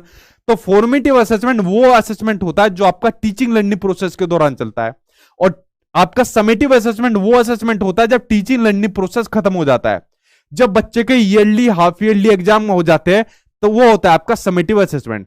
तो भाई एनईपी 2020 ने कहा कि जो आपका फॉर्मेटिव असेसमेंट है उसको बढ़ाओ, और जो समेटिव असेसमेंट है उसको ज्यादा से ज्यादा कम करो। ठीक है, तो ये वाली बात कही हुई है, और आपकी कही हुई है कि आपको समेटिव असेसमेंट से आपको फॉर्मेटिव असेसमेंट की ओर ज्यादा से ज्यादा लेकर जाना है, कि समेटिव असेसमेंट को ज्यादा से ज्यादा आपको कम करना है और फॉर्मेटिव को आपको बढ़ाना है। ठीक है, तो ये बात आपको समझ आएगी जो मैंने आपको कही हुई है, और बाकी थर्ड ऑप्शन आपका ये गलत हो ही जाएगा।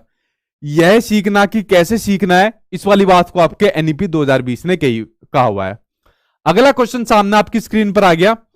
अगला है आपका ये क्या है, समकालीन विचारधारा। यहां भाई सा लगा दो, ये मिसप्रिंट हो गया थोड़ा सा। समकालीन विचारधाराओं के अनुसार बाल विकास की प्रक्रिया आपको दी हुई है, किसकी बाल विकास की प्रक्रिया आपको दी हुई है। ऑप्शन को पढ़ लेते हैं, कौन सा ऑप्शन यहां पर आपका सही हो जाएगा, एक बार नजर डाल लेते हैं। ठीक है, डेट ऑफ बर्थ गलत हो गई, कोई बात नहीं, उससे भी ज्यादा दिक्कत नहीं होगी, अब आप एग्जाम देने दीजिए। ठीक है, बताइए बाल विकास की प्रक्रिया, उसके बारे में पढ़ते हैं। सभी बच्चों के लिए एक समान है, बिल्कुल गलत, आगे ऑप्शन पढ़ने की जरूरत ही नहीं है। बाल विकास की प्रक्रिया सभी बच्चों के लिए एक समान बिल्कुल नहीं हो सकती, हर बच्चे की सीखने की एबिलिटी अलग है, हर बच्चे की सीखने का जो तरीका होता है, जो डेवलपमेंट की जो रेट होती है वो भी अलग अलग होती है। तो बाल विकास की जो प्रक्रिया होती है ना, वो भी हर बच्चे के अंदर अलग अलग पाई जाती है। जितनी भी आप वीडियो देख रहे हो ना, क्या सभी के अंदर सीखने की एक जैसी क्षमता है? नहीं है। आप लोग इंडिविजुअल डिफरेंसेस का सबसे बढ़िया एग्जाम्पल हो, जितने लोग आप वीडियो देख रहे हो। तो बाल विकास की जो आपकी प्रक्रिया मानी जाती है ना, वो भी आपके अंदर सभी की डिफरेंस पाई जाती है। बहुआयामी है क्योंकि बच्चे विभिन्न प्रकार के संदर्भों में पलते हैं, बिल्कुल सी बात है, मल्टी डायमेंशनल होती है। देखो आप लोग भी जो वीडियो देख रहे हो, चाहे मैं भी हूं, हम लोग अलग अलग परिवेश में पले हैं। भाई कोई आदमी किसी में पढ़ा है, कोई किसी में पढ़ा है, किसी का पैसों का अच्छा खासा हिसाब है, किसी का कम हिसाब है, किसी के घर वाले कुछ और चीज बताते हैं, किसी को कुछ और बताते हैं। तो बाल विकास की जो प्रक्रिया होती है ना, वो भी आपकी अलग अलग देखने को मिलती है। तो सेकंड ऑप्शन अभी तक यहां पर सही है। बाल विकास की प्रक्रिया का पूर्वानुमान बिल्कुल नहीं लगाया जा सकता, बिल्कुल गलत है ये ऑप्शन आपका। बाल विकास के अंदर मैंने आपको बताया था, जब मैंने आपको डेवलपमेंट के बारे में बताया था, कि डेवलपमेंट का प्रिडिक्शन यानी कि पूर्वानुमान लगाया जा सकता है, और काफी हद तक लगाया जा सकता है। एक सिंपल सी बात बताओ, अगर मुझे किसी बच्चे का शारीरिक विकास देखना है कि कितना उसका फिजिकल डेवलपमेंट हो सकता है, अगर मैं किसी बच्चों को अच्छा खाना पीना दूं, और कुछ अच्छा खासा वो खाना पीना देने के बावजूद 1-2 महीने के बाद उसमें फर्क दिख जाएगा मुझे कि इसका शारीरिक विकास किस स्पीड से हो रहा है और कहां तक होगा, तो क्या मैं उसका अनुमान नहीं लगा सकता कि इसका वेट यहां तक जाएगा, यहां तक इसका शारीरिक विकास हो सकता है। तो इसलिए जो डेवलपमेंट होता है उसका पूर्वानुमान यानी उसका प्रिडिक्शन काफी हद तक लगाया जा सकता है। इसने कह दिया उसका पूर्वानुमान नहीं लगाया जा सकता। आप लोग वीडियो देख रहे हो, बहुत से बच्चों को मैं बता सकता हूं इस बार 130 वाले बहुत बच्चे मिलेंगे, 140 वाला भी मिलेगा। तो ये ऑप्शन आपका गलत है कि इसका पूर्वानुमान बिल्कुल नहीं लगाया जा सकता। सिर्फ माता पिता से प्राप्त आनुवंशिक गुणों द्वारा ही निर्धारित होता है, बिल्कुल गलत। डेवलपमेंट जो होता है या बाल विकास की जो प्रक्रिया होती है ना, वो सिर्फ हेरिडिटी द्वारा निर्धारित नहीं होती। हेरिडिटी और एनवायरमेंट, इन दोनों की परस्पर क्रियाओं द्वारा बच्चे का विकास होता है। इन दोनों का परस्पर क्रियाओं का पर निर्भर होता है जो आपका विकास होता है, खाली एक फैक्टर आपका जिम्मेदार नहीं होता है। ठीक है, तो ऑप्शन जो आपका बनेगा वो बनेगा आपका सेकंड ऑप्शन है, यहां पर आपका सही बनेगा। ठीक है, चलिए बढ़ते हैं आपके नेक्स्ट क्वेश्चन की ओर। अगला क्वेश्चन सामने आपकी स्क्रीन पर आ गया, ये रहा आपका नेक्स्ट क्वेश्चन। इसके ऊपर एक बार नजर डालते हैं। ठीक है, ठीक, चलो भाई बढ़ते हैं आपके नेक्स्ट की ओर। आपकी क्लास का एक विद्यार्थी प्रतिस्पर्धात्मक वातावरण यानी आपका कॉम्पिटिटिव एनवायरनमेंट चाहता है, ठीक है, जो कि आप लोगों का हो रखा है आपस में, ठीक है, कभी कोई सा आगे ना निकल जाए तो कॉम्पिटिटिव एनवायरनमेंट के बारे में आशंकित और चिंतित रहता है। एक अध्यापिका के तौर पर आपको लगता है कि क्या लगता है, उच्च स्तर की शैक्षिक आशंका लोगों को अभिप्रेरित और जिम्मेदार रखती है और एक संधारणीय और समृद्ध जीवन के लिए मदद करती है। ठीक है, क्या यह ऑप्शन यहां पर आपका सही हो जाएगा? नहीं, उच्च स्तर की शैक्षिक आशंका लोगों को मोटिवेट नहीं रखती। ठीक है, अगर मान लो कोई कॉम्पिटिटिव प्रवृत्ति का यहाँ पर बच्चा चाहता है तो क्या उसको मोटिवेट करेगा वो आपस में कॉम्पिटिटिव एग्जाम के लिए? नहीं करेगा भाई आपका, ठीक है। तो पहला तो आपका गलत है। विद्यार्थियों की बढ़ी हुई संख्या और बेचैनी से भावात्मक डर पैदा होता है जो विद्यार्थी की एकाग्रता, शक्ति और स्मृति क्षमता को प्रभावित करता है। देखो जब आपस में कॉम्पिटिटिव आपकी प्रवृत्ति पाई जाती है ना, कंपटीशन देखने को मिलता है कि यार ये छोटी सी वैकेंसी निकली है, इतनी कम भर्ती है और कैसे मेरा एग्जाम पास होगा, तो एक अजीब तरीके का डर आपको देखने को मिलता है। अब यहां पर आपका कंपटीशन नहीं है सीटेट वालों का, अरे यार हम भी 90 ले आएंगे भाई, तू भी ले आएगा, चल एक काम कर सारी वीडियो देख लेते हैं सचिन सर की, या एक काम करते हैं इनके नोट्स है चल आपस में पढ़ लेते हैं, इस तरीके की प्रवृत्ति होगी। लेकिन अगर कंपटीशन आ गया फिर नहीं देगा भाई कोई भी एक दूसरे को अपनी चीज, फिर तो गला काट प्रतियोगिता हो जाएगी। तो ये क्या होता है आपका, ये जो विद्यार्थियों की बढ़ी हुई संख्या और बेचैनी से क्या होता है, भावात्मक डर पैदा हो जाता है कि यार कहीं वो मुझसे आगे ना निकल पाए। तो ये जो दूसरा ऑप्शन है ना यहाँ पर, ये यहां पर दूसरा सही है, ए आपका गलत है, ये मोटिवेट नहीं होता इससे आपका, ठीक है। चलिए बढ़ते हैं आपके नेक्स्ट क्वेश्चन की ओर। अगला क्वेश्चन आपको क्या दिया हुआ है, 12 का पहला आपका सी हो जाएगा। प्लीज हेल्प मी सर, मेरा डेट ऑफ बर्थ 2/3/2000 है लेकिन ऑनलाइन करते टाइम 2/2/2000 हो गया, कैसे सही होगा और अभी एग्जाम सिटी नोट अलॉटेड बता रहा। देखो आपकी डेट ऑफ बर्थ गलत हो गई, उससे कोई भी दिक्कत नहीं होने वाली, आप एग्जाम को पास करिए। एग्जाम को पास होने के बाद परपड़गंज के अंदर एक आप अपना फॉर्म दे देना, वहां पर अपने डॉक्यूमेंट दे देना 10वीं वगैरह के अंदर, तो वो 1 महीने का पूरा प्रोसेस है वो आपका सही हो जाएगा, उसकी बेफिक्र रहिए, आप टेंशन मत लीजिए, ठीक है। दिल्ली के अंदर परपड़गंज के अंदर आपकी यूनिट है सीटेट वालों की, वहां से आपका सही हो जाएगा, ठीक। टेंशन मत लो, फिलहाल एग्जाम के ऊपर ध्यान लगाओ, ये ज्यादा बड़े मैटर नहीं है। मैंने तो इतने बड़े बड़े मैटर देखे हैं, मैंने कुछ अपने जानने वालों को भी सुलटवाए हैं, ये तो आपका कुछ भी नहीं है मैटर, ठीक है। बेफालतू में टेंशन मत लिया करो छोटे छोटे कामों के ऊपर। अगला देखो क्वेश्चन आपके स्क्रीन पर आ गया, निम्नलिखित में से कौन सा कथन सही नहीं है, कौन सा स्टेटमेंट आपका सही नहीं है, उसके ऊपर भाई एक बार नजर डाल लेते हैं कि कौन सा स्टेटमेंट आपका सही नहीं है। चलो डालते हैं नजर। पहला दिया हुआ है आपका कि विकास क्रमबद्ध व व्यवस्थित होता है, बिल्कुल सही बात है भाई, विकास एक सीक्वेंस में होता है और एक आपका ऑर्डरली चलता है। भाई आपने देखा छोटा बच्चा कैसे चलना शुरू करता है, पहले बैठना सीखता है, फिर उठना सीखता है, फिर खड़ा होना सीखता है, फिर चलना सीखता है। तो विकास कैसे होता है, एक सीक्वेंस में होता है। कोई ऐसा बच्चा देखा है पैदा होने के बाद थोड़े टाइम बाद दौड़ लगाना शुरू कर दिया सीधा, ऐसा तो नहीं देखा ना। तो बच्चे विकास जो होता है कैसे होता है, एक सीक्वेंस में होता है, एक ऑर्डरली होता है कि उठेगा, बैठेगा, चलेगा, थोड़ा बहुत चलना शुरू करेगा, फिर दौड़ लगाना सीखेगा। तो पहला ऑप्शन क्या हो गया, पहला ऑप्शन यहां पर आपका पॉजिटिव हो गया, सही हो गया। विकास केवल आनुवंशिकता से प्रभावित होता है, बिल्कुल गलत। जस्ट मैंने अभी आपको बताया कि विकास के लिए दोनों फैक्टर होना आपके जरूरी है, आनुवंशिकता के साथ साथ आपका वातावरण भी आपका होना जरूरी है, वातावरण भी आपका होना जरूरी है आपके विकास के लिए, ठीक है। तो ये ऑप्शन आपका गलत हो जाएगा। अच्छा गलत ये पूछा है ना, तो गलत का भाई गलत हो जाएगा, नेगेटिव का भाई नेगेटिव हो जाएगा। विकास के सभी क्षेत्र एक दूसरे पर निर्भर होते हैं, विकास के जो सभी क्षेत्र होते हैं, चाहे शारीरिक हो, मानसिक हो, संज्ञात्मक हो, आपके सामाजिक हो, सभी एक दूसरे पर निर्भर होते हैं और एक दूसरे से कनेक्टेड रहते हैं, ठीक है। तो ये ऑप्शन भी आपका सही है। विकास की गति कैसी होती है, आपकी व्यक्तिगत होती है, यानी रेट ऑफ जो डेवलपमेंट होती है वो आपकी व्यक्तिगत होती है और एक दूसरे से अलग होती है, भिन्न होती है। भाई जितने आप लोग वीडियो देख रहे हो, भाई कोई अलग स्पीड से बढ़ रहा है, किसी का विकास अलग स्पीड से हो रहा है, सबका विकास एक जैसा थोड़ी हो रहा है। क्या सब एक जैसे जितने नंबर लेकर आ जाओगे, कोई अलग अलग नंबर लेकर आएगा, कोई 120 लाएगा, 30 लाएगा, 40 लाएगा, ठीक है, कोई कुछ भी नहीं लाएगा और कोई 150 ले आएगा। तो विकास की जो रेट है वो आपकी अलग अलग देखने को मिलती है। ये विकास के कुछ आपके प्रिंसिपल थे जो मैंने आपको बताए, ये प्रिंसिपल यहां पर गलत दे दिया, यहां पर आनुवंशिकता के साथ वातावरण होना चाहिए था, तो आपका यहां पर सही हो जाता है, ठीक। चलिए बढ़ते अब आपके नेक्स्ट की ओर। अगला आपको आ गया स्क्रीन पर, ये रहा आपका नेक्स्ट क्वेश्चन। अगला दिया है आपको कि निम्नलिखित में से कौन सा तरीका प्रतिपुष्टि यानी कि फीडबैक जो होता है, फीडबैक को प्रेरक यानी मोटिवेटर के रूप में उपयोग करने का अनुचित तरीका है। देखो क्वेश्चन पूछा है आपको, अनुचित तरीका पूछा है, उचित नहीं पूछा, अनुचित तरीका आपसे पूछा है। तो बताओ कौन सा आपका अनुचित तरीका है, उसके ऊपर एक बार नजर डाल लेते हैं, ठीक है। देखिए पहला दिया है कि विद्यार्थियों की क्षमता पर केंद्रित प्रतिपुष्टि देना। अब एक बात बताओ, आपकी जितनी क्षमता है, मान लो मुझे आपका फीडबैक चेक करना है कि भाई देखो इनका स्कोर कितना है, आज की वीडियो से फीडबैक पता चल जाएगा, जितने क्वेश्चन आपने अटेम्प्ट करे यहां से पता चल जाएगा भाई आपकी तैयारी कितनी हो रखी है। तो मुझे आपके काम पर फीडबैक देना है या आपकी क्षमता पर फीडबैक देना है कि देखो इनके अंदर कितनी जान बची हुई है। मुझे आपके काम पर फीडबैक देना है, ना कि क्षमता पर फीडबैक देना है जो आप यहां पर अपना स्कोर करोगे। तो ये ऑप्शन कैसा है, आपका नेगेटिव है। गतिविधि की प्रक्रिया पर केंद्रित प्रतिपुष्टि देना। जो यहां पर आप गतिविधि दिखा रहे हो, जो यहां पर आप अपनी एक्टिविटी दिखा रहे हो, एक्टिविटी कैसे दिखा रहे हो, यहां पर क्वेश्चन को सोल्व करके और फिर बाद में अपना रिजल्ट बताओगे, उस पर जो अपना फीडबैक दे रहे हैं वो आपका पॉजिटिव यहां पर माना जाएगा। ठीक है, तो ये आपका पॉजिटिव है। विद्यार्थी के काम से संबंधित वर्णनात्मक शैली में फीडबैक देना, आपके काम से संबंधित फीडबैक देना चाहिए। आपका क्षमता तो किसी में ज्यादा है कम है तो उस पर फीडबैक देके यार क्या करेगा जो टीचर करेगा। अन्य विद्यार्थियों के साथ तुलना किए बिना फीडबैक देना। देखो यहां पर बात आ रही है कि तुलना यहां पर बात आ रही है कि बच्चों के बीच में तुलना नहीं करनी। यह बात मैं आपको बार बार कहता हूं कि किसी भी बच्चों के बीच में आपको कंपैरिजन नहीं करने और बिना कंपैरिजन किए बिना आपको फीडबैक देना कि भाई तेरा स्कोर अच्छा है, तेरा स्कोर बढ़िया है, और बिना कंपैरिजन किए बिना आपने यहां पर फीडबैक दे दिया। तो ये तीनों ऑप्शन आपके सही हो गए और पहला ऑप्शन आपका नेगेटिव है, तो नेगेटिव का भाई नेगेटिव आंसर आपका सही हो जाएगा। ठीक है, चलिए बढ़ते हैं आपके नेक्स्ट क्वेश्चन की ओर। अगला क्वेश्चन सामने आपकी स्क्रीन पर ये रहा आपका अगला क्वेश्चन जो आपके स्क्रीन पर आ गया। ठीक है, चलिए बढ़ते हैं आपका अगले की ओर।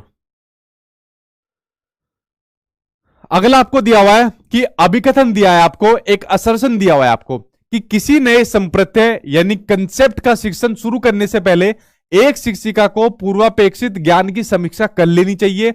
यह विद्यार्थियों को नए संप्रत्यय को समझने के लिए आवश्यक जानकारी को ध्यान में लाने में मदद करेगा।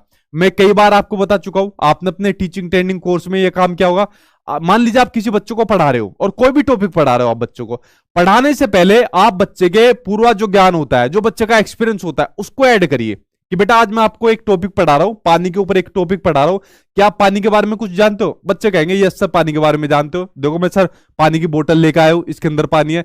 सर मेरे गांव के पास में एक तालाब है, उसके अंदर पानी है। सर हमारे यहाँ पे एक बहुत बड़ी मशीन आई है, उसमें पानी को कंजर्वेशन के माध्यम से उसमें रखा जाता है, पानी को स्टोर रखा जाता है। तो बच्चे दुनिया भर की चीज आपको बता देंगे। तो पढ़ाने से पहले बच्चे को एक्सपीरियंस को आप क्लासरूम के अंदर ले आओ। ठीक है, तो ये सबसे इफेक्टिव तरीका होता है आपको बच्चों को पढ़ाने का। तो ये काम आपका होना चाहिए किसी भी कंसेप्ट को, संप्रत्यय को पढ़ाने से पहले। तो भाई पहला तो आपका सही है। इसमें कारण आपका दिया हुआ है आपका, हमेशा एक बात और ध्यान रखना, जब भी आपको अभिकथन दिया हो और उसके नीचे जो आपको कारण दिया हो वो उससे कनेक्ट होना चाहिए। मान लो अगर वो पॉजिटिव होगा तो सही होगा, लेकिन अगर उससे कनेक्ट नहीं हुआ तो समझ लेना वो उसकी व्याख्या नहीं करता, वो आपको मिलेगा। ठीक है, अब कारण इसमें दे दिया कि शारीरिक दंड का अभ्यास शिक्षार्थियों के अवांछनीय व्यवहार को सुधारने की रणनीति के रूप में नहीं किया जाना चाहिए। देखो भाई, चाहे विद्यार्थियों का अवांछनीय व्यवहार हो, वांछनीय व्यवहार हो, इनकी तो कोई हैसियत नहीं है, ना टीचर की हैसियत है, ना मेरी ना आपकी हैसियत है कि बच्चों को किसी भी प्रकार की पनिशमेंट दी जा सके। आरटी के अंदर लिखा हुआ है, एनईपी 2020 के अंदर आपका लिखा हुआ है, एनसीएफ 2005 के अंदर लिखा हुआ है कि बच्चे को किसी भी प्रकार की पनिशमेंट आप नहीं दे सकते, ना ही फिजिकली दे सकते हैं, ना ही मेंटली दे सकते हैं।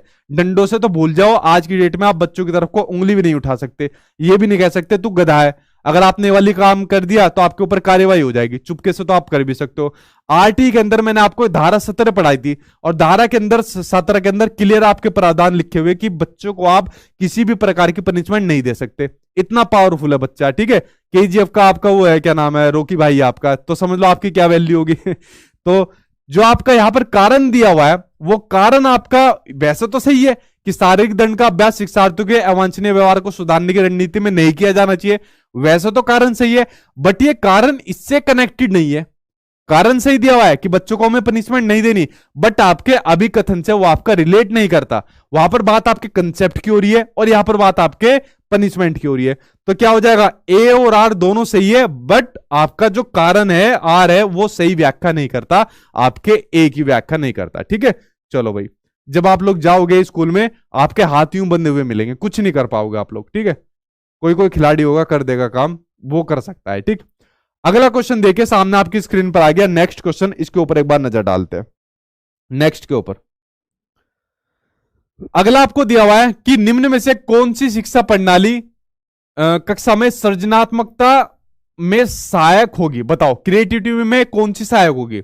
पहली, कल्पनाशील उत्तरों को स्वीकारना। बिल्कुल सही बात है, क्रिएटिविटी में क्या होती है, कल्पनाशील वाले उत्तरों को सहायक होती है। मान लो जैसे अभी मैंने आपसे पूछा था कि सीटेट का जब आप टीचर बन जाओगे क्या काम करोगे, तो आपने कल्पना शुरू कर दी, भाई मैं तो ये वाला काम करूंगा, मैं बिल्डिंग में जाऊंगा, बच्चों से मिलूंगा, दुनिया भर की कल्पना करना आप लोगों ने शुरू कर दी। तो क्रिएटिविटी में आपकी इमेजिनरी कल्पना तो अपने आप ही आ जाती है।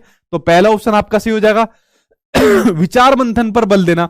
ब्रेन स्टॉर्मिंग तो आपकी क्रिएटिविटी के अंदर ऑलरेडी आएगी आएगी। जब बात क्रिएटिविटी की आएगी तो आपके माइंड में उथल पुथल होना तो वैसी शुरू हो जाती है, तो यही आपकी ब्रेन स्टॉर्मिंग होती है। तो ये तो आपकी डेफिनेटली आपके आती है।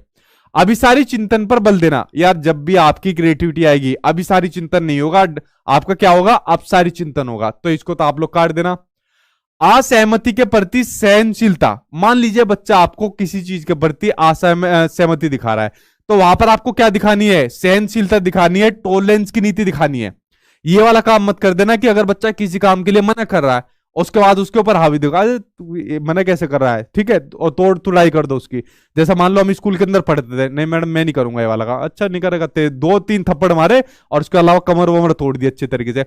एक टीचर का सबसे पहला काम है उसको पेशेंस बनाए रखना है, धैर्य बनाए रखना है, और एक टॉलरेंस की नीति अपनानी है, ठीक है, एक टॉलरेंस की नीति उसको अपनानी है। ये काम आज की डेट में एक टीचर को अपनाने हैं, ठीक, ये बात आपको ध्यान रखनी है। तो भाई आपको अभिसारी चिंतन नहीं आएगा, बाकी के ऑप्शन यहां पर आपके सही हो जाएंगे, ठीक। चलिए बढ़ते अब आपके नेक्स्ट क्वेश्चन की ओर। अगला क्वेश्चन देखते हैं आपका क्या दिया हुआ है। हाँ 16 का 4 है भाई आपका, तीसरों को छोड़ के आपका 4 है, ठीक। इनके ऊपर मैं नहीं जा रहा, ऊपर से मतलब सब बता देता हूं। अगला क्वेश्चन सामने आपकी स्क्रीन पर आ गया कि छात्र को विभिन्न प्रकार की सामग्री का प्रावधान करवाना और उन्हें अपने अधिगम को स्वनिर्देशित करने की स्वतंत्रता डैश को बढ़ावा देने की एक विधि है। बताइए सही आंसर आपका क्या हो जाएगा। भाई यहां पर एक जो टीचर है बच्चों को टीएलएम प्रोवाइड करा रहा है या कुछ कंटेंट प्रोवाइड करवा रहा है और उन्हें अपने अधिगम को, जो बच्चा सीख रहा है उनको सेल्फ डायरेक्टेड स्वनिर्देशित करने की स्वतंत्रता दे रहा है यहां पर। तो यहां पर पूछा है कि वो किसको बढ़ावा देने की यहां पर विधि है, उस विधि का नाम आपको बताना है। तो बताइए उस विधि का नाम यहां पर क्या हो जाएगा। ठीक है भाई आपका, ठीक, बताओ क्या नाम हो जाएगा आपका। Rote learning. भाई रोट लर्निंग की तो बात यहां पर नहीं हो रही और रोट लर्निंग की तो बात कहीं पर भी आपको नहीं करनी है। Competitive learning. कॉम्पिटिटिव लर्निंग भी जहां पर भी आपके एग्जाम में देखने को मिले इसके ऊपर भी कट मार देना।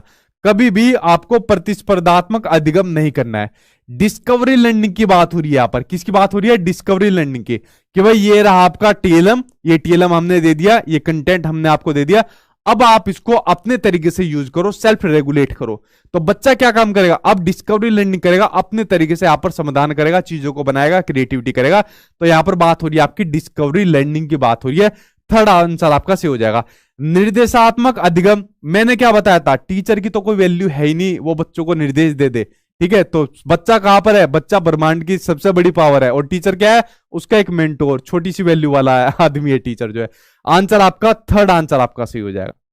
चलिए बढ़ते हुए आपके नेक्स्ट क्वेश्चन की ओर। अगला क्वेश्चन सामने आपकी स्क्रीन पर आ गया, ये रहा आपका नेक्स्ट क्वेश्चन। नेक्स्ट आपका कि भाषा अर्जन के संदर्भ में निम्नलिखित में से कौन सा चरण आपका सेंसिटिव यानी कि संवेदनशील है। यह क्वेश्चन भी आपका मैं 2-3 बार करा चुका हूं, लेकिन मैंने कहा आज सिर्फ आपके सिलेक्टेड क्वेश्चन है जो मैं आज लेकर आया हूं और यही से आपके कई क्वेश्चन आपके एग्जाम में देखने को मिलेंगे। मुझे ऐसा लग रहा है 20+ क्वेश्चन आपके एग्जाम में यही से देखने को मिलेंगे, इतना मैं बिल्कुल श्योर हूं, ठीक है। 20 के 25 हो जाए वो अलग बात है, लेकिन 20 से कम नहीं आएंगे आपके एग्जाम में, ठीक। देखिए बात हो रही है भाषा अर्जन की, लैंग्वेज एक्विजिशन की बात हो रही है। भाषा अर्जन मैंने आपको कई बार बता चुका हूं क्या होती है, जब किसी भाषा को प्राकृतिक तरीके से एक नेचुरल प्रोसेस के रूप में सीखा जाता है, वो होती है आपकी भाषा अर्जन। जैसे जो हमारी मातृभाषा होती है, जैसे मेरी मातृभाषा हिंदी है, आई होप आप लोगों की भी ज्यादातर की हिंदी होगी। तो जब हम अपनी मातृभाषा को बिना किसी साधन के थ्रू अपने आप ही सीख गए, एक प्राकृतिक रूप से सीख गए, और कैसे सीख गए, हम उसको अनुकरण करके सीख गए, इमिटेशन के माध्यम से सीख गए। भाई हमारे घर के अंदर ये वाली भाषा बोली जाती थी और उसको हमने कॉपी करा, अनुकरण करा और उसको हम लोग सीख गए। तो यही होती है आपकी मातृभाषा होती है, जो हम अपने परिवार से सीखते हैं या अपने आसपास के एनवायरमेंट से इसको सीखते हैं। तो भाषा अर्जन के लिए सबसे सेंसिटिव टाइम पीरियड आपसे पूछा कौन सा होगा, प्रीनेटल, अर्ली चाइल्डहुड, एडोलसेंस या अडल्टहुड, वो आप लोग बताइए। अब प्रीनेटल के अंदर तो यहां पर बच्चा मां के पेट में या तो सीख नहीं पाएगा। उसके अलावा बात करें अर्ली चाइल्डहुड की बात करें, जब बच्चा 2 साल से लेकर 6 साल तक का होता है, तो वो आपका बच्चा क्या काम करता है, जितनी भी चीजें सीखता है वो चीजें सीखता है इमिटेशन के माध्यम से सीखता है, यानी कि आपका अनुकरण के माध्यम से सीखता है, ठीक है। चाहे बच्चा भाषा को सीखे, चाहे बच्चा व्यवहार को सीखे, वो अनुकरण के माध्यम से ही सीखता है। तो जो भाषा बच्चे के परिवार में बोली जाती है उसको अनुकरण करेगा, उसको बच्चा सीख जाएगा। और आप बच्चों के सामने गंदी भाषा बोलोगे, उसको गंदी को सीखेगा, अच्छी बोलोगे अच्छी को सीखेगा। इसलिए कहा गया है कि जो अर्ली चाइल्डहुड के अंदर बच्चा होता है ना, उसके सामने हमेशा आदर्श भाषा बोलनी चाहिए, और इसलिए इसको सेंसिटिव आपका चरण माना गया है, ठीक है, सेंसिटिव आपका पीरियड माना गया, अर्ली चाइल्डहुड को जो माना गया है। इसी के अंदर बच्चे के अंदर सबसे ज्यादा जिज्ञासा यानी कि सबसे ज्यादा क्यूरियोसिटी बच्चों को देखने को मिलती है, जो आपकी अर्ली चाइल्डहुड जो आपकी स्टेज होती है। इसी स्टेज को आपको कहा जाता है टॉय एज यानी कि खिलौने की अवस्था कहा जाता है। सबसे ज्यादा है इसी के अंदर बच्चा खेलता हुआ आपको देखता हुआ मिलता है। इसी स्टेज को कहा जाता है आपका प्री स्कूल एज, इसको कहा जाता है, ठीक है, स्कूल से पहले की आपकी अवस्था, इसी स्टेज को आपका कहा जाता है। इसी स्टेज के अंदर बच्चा कल्पनाशीलता वाले गेम्स खेलता है। कौन सा? कल्पनाशीलता वाले गेम्स खेलता है। अच्छा, पिछली बार एक और क्वेश्चन इसी से संबंधित आया कि प्रतीकात्मक वाले गेम्स किस स्टेज के अंदर खेलता है, ठीक है, प्रतीकात्मक खेल किस स्टेज के अंदर खेलता है। ये पॉइंट आपके एनसीईआरटी की किताब में दिया हुआ है। आई होप, मुझे पता नहीं होगा, आप में से शायद कोई होगा जिसने एनसीईआरटी पढ़ी होगी, जिसके अंदर ये आपके एग्जाम में क्वेश्चन पूछे जाते हैं, मैंने पढ़ी है। तो प्रतीकात्मक वाले जो गेम्स खेलना शुरू करता है वो बच्चा अर्ली चाइल्डहुड के अंदर अपना खेलना शुरू कर देता है, ठीक है। और कल्पनाशीलता वाले भी इसी के अंदर खेलता है कि जो गुड्डा होता है उसे राजा बना दिया, गुड़िया को रानी बना दिया, चलो भाई अपना एक साम्राज्य बनाते हैं, ठीक है, और इनका इस तरीके से जैसे फिल्मों में बनाते हैं, इस तरीके से बच्चा गेम्स को खेलना शुरू कर देता है, ठीक है। ये सब बच्चा करता है अपना अर्ली चाइल्डहुड की आपकी स्टेज में करता है, ठीक। चलिए बढ़ते अब आपके नेक्स्ट क्वेश्चन की ओर। अगला क्वेश्चन सामने आपकी स्क्रीन पर ये रहा आपका अगला क्वेश्चन। अगला आपको दिया हुआ है कि 4 से 5 साल की उम्र के बच्चे अक्सर अपने पास से बातचीत करते हैं, लेकिन वाइगोत्स्की के अनुसार यह जो वाक है वो क्या है, वो आपको बताना है, ठीक है। बताइए। उनकी आत्म केंद्रिता को दर्शाता है, ईगो सेंट्रिज्म को दर्शाता है। दूसरा, उनके संज्ञानात्मक विकास में बाधा डालता है, ये भी नहीं है। उसके अलावा उनके सामाजिक विकास में बाधा डालता नहीं है, उनको अपनी सोच नियमित करने में मदद करता है। देखिए बताओ इसका सही आंसर क्या होगा। बिल्कुल सही बात, फोर्थ आंसर से हो जाएगा। देखिए बात हो रही है आपके लेव वाइगोत्स्की की बात हो रही है, जिन्होंने सोशियो कल्चरल थ्योरी दी थी, सामाजिक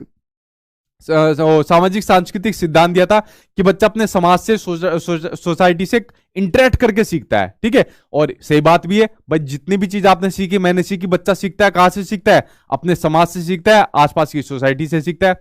इन्होंने 3 चीजों पर सबसे ज्यादा महत्वपूर्ण दिया, वो है SCL, सोसाइटी, कल्चर और लैंग्वेज। इन 3 चीजों को सबसे महत्वपूर्ण माना आपके लेव वाइगोत्स्की ने। उसमें इन्होंने सबसे महत्वपूर्ण एक टर्म दी जिसका नाम था आपका प्राइवेट स्पीच। कौन सी टर्म दी? आपकी प्राइवेट स्पीच, ठीक। कौन सी टर्म दी? प्राइवेट स्पीच, जिसको संभाषण, अहम भाषण या खुद का निजी भाषण, हिंदी के अंदर कई कई नाम है इसके, ये कहा जाता है। तो ये प्राइवेट स्पीच होती है। प्राइवेट स्पीच का मतलब होता है जब कोई बच्चा अपने काम को रेगुलेट करने के लिए जिस भाषा का यूज करता है वो होता है उसका प्राइवेट स्पीच। जैसा आप लोग अभी वीडियो देख रहे हो, और मैंने कहा भाई इसके अलावा मेरी सीडीपी की एक और मैराथन क्लास है जो मैंने कंटेंट वाली कराई हुई है, उसको आप लोग देखिए। तो आप लोगों ने यूट्यूब खोला, CDP marathon class by Sachin sir, आप लोग बोलते जा रहे हो और यूट्यूब पर लिखते जा रहे हो। तो आप अपने काम को रेगुलेट करने के लिए जो बोलते जा रहे हो, जिस भाषा में बोलते जा रहे हो, यही होती है आपकी प्राइवेट स्पीच होती है, ठीक है। तो ये कौन सी होती है? उनको अपनी सोच नियमित करने में आपकी मदद करती है, जो आपकी प्राइवेट स्पीच होती है, ठीक है। ये बात आप लोग समझ गए। उसके अलावा इन्होंने अपनी जो है वाइगोत्स्की है, इन्होंने भाषा को बड़ा महत्वपूर्ण माना। इन्होंने कहा सबसे पहले भाषा आती है, उसके बाद में आपका विचार आता है, ठीक है। सबसे पहले भाषा आती है, विचार आता है। लेकिन इसके अपोजिट में जो आपके प्याजे साहब आए, प्याजे साहब ने कहा नहीं भाई, इन्होंने भाषा को ज्यादा महत्वपूर्ण नहीं माना, इन्होंने चिंतन को महत्वपूर्ण माना। इन्होंने कहा पहले विचार आता है, उसके बाद आपकी भाषा आती है, ठीक है। दोनों के अंदर आपका मतभेद ज्यादा देखने को मिलता था। उसके अलावा जो आपके वाइगोत्स्की थे, इन्होंने कहा जो आपके भाषा और जो विचार होते हैं, इन्होंने कहा जो आपके भाषा और जो आपके विचार होते हैं वो शुरू में क्या होते हैं? अलग अलग होते हैं, ठीक है। शुरू में क्या होते हैं? वो अलग अलग होते हैं, लेकिन बाद में जाके वो आपके एक हो जाते हैं। कैसे हो जाते हैं? एक हो जाते हैं। अब आपने छोटा बच्चा देखा होगा, छोटा बच्चे का ध्यान कहीं और है और किसी ने गेट पर कुछ और मार दिया, तो गेट पर कुछ और मारने के बाद विचार तो उसका कहीं और है और गेट पर कोई कुछ और लगा, रोना शुरू कर देगा। मतलब दिमाग में विचार में कुछ और चल रहा है और भाषा कुछ और निकाल दी। तो भाषा और विचार कैसे होते हैं शुरू में? अलग अलग होते हैं, बट बाद में एक हो जाते हैं। बाद में एक कैसे हो जाएंगे? जो कुछ वो दिमाग में सोचेगा वही वो बाहर से निकालेगा। ठीक है, तो ये आपका स्टेटमेंट है आपके लेव वाइगोत्स्की का। चलिए बढ़ते अब आपके नेक्स्ट क्वेश्चन की ओर। अगला क्वेश्चन सामने आपकी स्क्रीन पर आ गए, प्याजे साहब आ गए। देखिए प्याजे साहब क्या कहते हैं। तो प्याजे द्वारा दी गई विशेषताओं के आधार पर विकास के स्तर का मिलान करना है। तो चलिए वही करते हैं, मिलान करते हैं इसके ऊपर। ठीक है गुरुजी, आपने तो कोचिंग को पीछे छोड़ दिया लाइव के टक्कर में। चलो कोई बात नहीं, कोचिंग वाले वैसे भी बहुत अपने लगे पड़े हैं काम करने में, हमें अपना काम करना है। ठीक है चलो इसके ऊपर एक बार नजर डालते हैं। मैच द फॉलोइंग यहां पर करना है हमको, तो चलिए करते हैं मैच द फॉलोइंग। देखिए सबसे पहले शुरुआत करते हैं। यहां पर स्टेज दी हुई है, 4 स्टेज दी हुई है, और यहां पर आपको इनको मैच करना है। पहली चीज दी हुई है कि तर्क पूर्वक चिंतन और संरक्षण की योग्यता, यानी कि लॉजिकल थिंकिंग बच्चे के अंदर स्टार्ट हो जाती है और बच्चा कंजर्वेशन को करना शुरू कर देता है, यानी कंजर्वेशन की योग्यता आ जाती है। अब कंजर्वेशन मैं कई बार आपको बता चुका हूं। कंजर्वेशन में क्या होता है, जब हम किसी चीज की, कंसेप्ट की, किसी वस्तु की क्वांटिटी तो सेम रखते हैं, लेकिन उसकी शेप में, उसके साइज में अंतर कर देते हैं और बच्चा इस चीज को नहीं समझ पाता, तो यही होता है आपका कंजर्वेशन। जैसे दोबारा बताता हूं आपको, भाई मेरे हाथ में ये दो चीजें है, एक में बोतल है, एक में गिलास है। अब मैंने इनके अंदर पानी डाल दिया और सेम पानी है, इसमें भी सेम पानी, अभी तो खाली है, मतलब इनमें दोनों में सेम पानी है। अब मैं बच्चे से कहूंगा कि बेटा दोनों में सेम पानी है, बताओ कौन सी लोगे? बच्चा एकदम कहेगा ये वाली चाहिए मुझे, तो बड़े वाली चीज मुझे चाहिए। मैंने कहा भाई दोनों में सेम ही तो है, कोई सी भी ले ले। नहीं मुझे तो बड़े वाली चाहिए, मैं तो बड़े वाली लूंगा। देखो क्वांटिटी तो सेम है, दोनों में पानी सेम है, लेकिन अगर मैंने इनकी शेप में चेंज कर दिया, शेप में चेंज हो गया, ये बड़े वाला है, ये छोटे वाला है, और बच्चा इस चीज को समझ नहीं पा रहा कि अरे यार क्वांटिटी तो सेम है, कोई सी भी ले लूं। अगर बच्चा इस चीज को समझ नहीं पा रहा क्वांटिटी सेम होने के बावजूद भी, तो समझ लो उसको कंजर्वेशन का कंसेप्ट समझ में नहीं आ पाया। अगर उसको कंजर्वेशन का कंसेप्ट समझ में नहीं आया तो बच्चा प्री ऑपरेशनल स्टेज के अंदर है। लेकिन अगर कंजर्वेशन का कंसेप्ट समझ गया, कंजर्वेशन की योग्यता उसके अंदर आ गई, तो समझ लेना बच्चा कॉन्क्रीट स्टेज के अंदर आ गया, यानी मूर्त आपकी स्टेज के अंदर आ गया। ठीक है, तो बच्चा आ गया मूर्त संक्रियात्मक अवस्था के अंदर, बच्चा यहां पर आ गया। यानी बच्चा क्या काम कहता है, अरे सर पानी तो पानी है, दोनों के अंदर बराबर है, क्यों ड्रामे करो, लाओ कोई सा भी दे दो मुझे तो। तो यहां पर बच्चे के अंदर ये वाली आपकी थॉट विकसित हो जाती है। दूसरा दिया है इसने परिकल्पनात्मक तर्क, यानी कि आपका हाइपोथेटिकल, आपका रीजनिंग। तो हाइपोथेटिकल रीजनिंग और अमूर्त सोच का आपका आरंभ हो जाती है। देखिए ध्यान से समझना, परिकल्पना एक होती है आपकी इंडक्टिव रीजनिंग, ठीक है, एक होती है आपकी डिडक्टिव रीजनिंग। डिडक्टिव रीजनिंग का दूसरा नाम पिछली बार आपको दिया हुआ था हाइपोथेटिकल रीजनिंग, दोनों एक ही बात है। इंडक्टिव रीजनिंग होती है आपकी मूर्त संक्रियात्मक अवस्था में, डिडक्टिव रीजनिंग या फिर हाइपोथेटिकल रीजनिंग होती है आपकी फॉर्मल ऑपरेशनल स्टेज के अंदर। इंडक्टिव रीजनिंग चलती है आपकी एग्जाम्पल से नियम की ओर, मैं लिख देता हूं थोड़ा कंफ्यूज हो जाओगे। जो आपकी इंडक्टिव रीजनिंग होती है, जो आपकी इंडक्टिव रीजनिंग होती है, ये होती है आपकी कॉन्क्रीट के अंदर, यानी कि मूर्त संक्रियात्मक अवस्था के अंदर। ठीक है, ये होती है आपकी मूर्त संक्रियात्मक अवस्था के अंदर। इसमें क्या होता है बच्चा, ये इसका बटन बार बार इसमें लग रहा है। इसमें क्या होता है बच्चा, उदाहरण से नियमों की ओर चलता है। ठीक है, उदाहरण के ऊपर तर्क करता है और फिर आपका नियमों की ओर चलता है। ये होती है आपकी इंडक्टिव रीजनिंग होती है।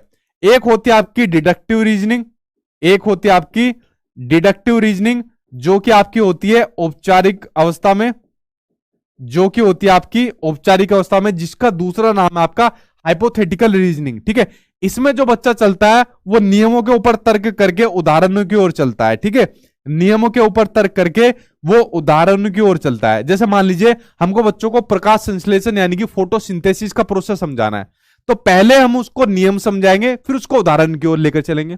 मान लीजिए हमको बच्चों को कुछ कंसेप्ट सिखाने हैं, आपको रेक्टेंगल सिखाना है, स्क्वायर सिखाना है, कुछ और सिखाना है, तो पहले हम उसको रूल सिखाएंगे, फिर उसको एग्जाम्पल की ओर लेकर चलेंगे। तो यही होती है आपकी हाइपोथेटिकल आपकी रीजनिंग होती है।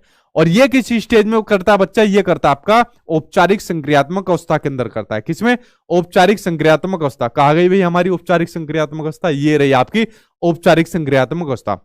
अब एक कंफ्यूजन और होती है यहां पर बच्चों को, यहां पर इसने कहा है कि अमूर्त सोच का स्टार्ट हो जाती है यहां पर बच्चों को। देखिए बच्चे के अंदर चिंतन तो स्टार्ट हो जाता है। अगर बात करें आपको कि बच्चे का चिंतन कब स्टार्ट होता है, तो बच्चे का चिंतन स्टार्ट हो जाता है आपका मूर्त संक्रियात्मक अवस्था में, जो बच्चा थिंकिंग करना स्टार्ट करता है। लेकिन अगर बच्चे से पूछा जाए कि उसके चिंतन में मैच्योरिटी कब आती है, एक साइंटिस्ट की तरह चिंतन करना कब स्टार्ट करता है, या फिर अमूर्त चिंतन कब स्टार्ट करता है, तो तब आएगा आपका औपचारिक संक्रियात्मक अवस्था में आएगा। ठीक है, तो कंफ्यूज मत होना बिल्कुल भी। आप अगला है वस्तुओं की स्थिरता, यानी कि बात हो रही है आपके ऑब्जेक्ट परमानेंस की बात हो रही है। किसकी? ऑब्जेक्ट परमानेंस की यहां पर बात हो रही है, वस्तु स्थायित्व की बात हो रही है।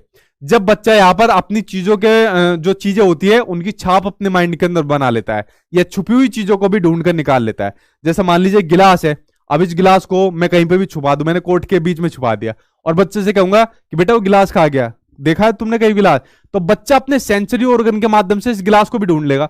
सेंसरी ऑर्गन मैंने आपको बताया ना, 5 सेंसरी ऑर्गन होते हैं हमारे, आंख, नाक, कान, जीभ और हमारी जो स्किन होती है, ये 5 हमारे सेंसरी ऑर्गन होते हैं। तो बच्चा यहां से कोर्ट के यहां से भी इसको छुपी चीज को ढूंढ के निकाल लेगा। ठीक है, तो ये जो आपका ऑब्जेक्ट परमानेंस होता है, ये आपका सेंसरी मोटर स्टेज के अंदर होता है, जब बच्चा 2 साल तक का होता है। ठीक है, अपने सेंसरी ऑर्गन से करता है जो भी चीज करता है।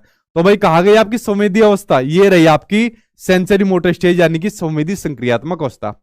अब बच्चा आपका कि प्रतीकों की सोच तो आ जाती है बच्चों में, सिंबॉलिक थॉट आ जाती है। जो एग्जांपल मैंने आपको दिया, चल मेरे घोड़े तुक तुक तो, और तुम्हारी टांगे तोड़ दूंगा अगर ये भाई फेसबुक पर किसी ने मजाक उड़ाया तो। ठीक है, तो प्रतीकों की सोच तो आ जाती है बच्चे में, बट उसने कहा है कि उसे कंजर्वेशन की सोच नहीं आती।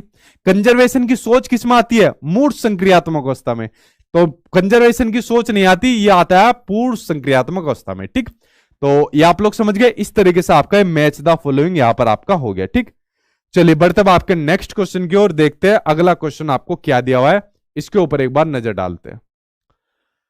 अगला आपको दिया हुआ है कि एक संरचनावादी कक्षा में अध्यापक और छात्रों की क्या भूमिका होती है, बताइए। सही आंसर क्या हो जाएगा? एक कंस्ट्रक्टिविस्ट क्लासरूम में। ठीक है, कंस्ट्रक्टिविस्ट क्लासरूम या संरचनावादी क्लासरूम पिछली बार आपके एग्जाम में बहुत भर भर के आपका पूछा गया था।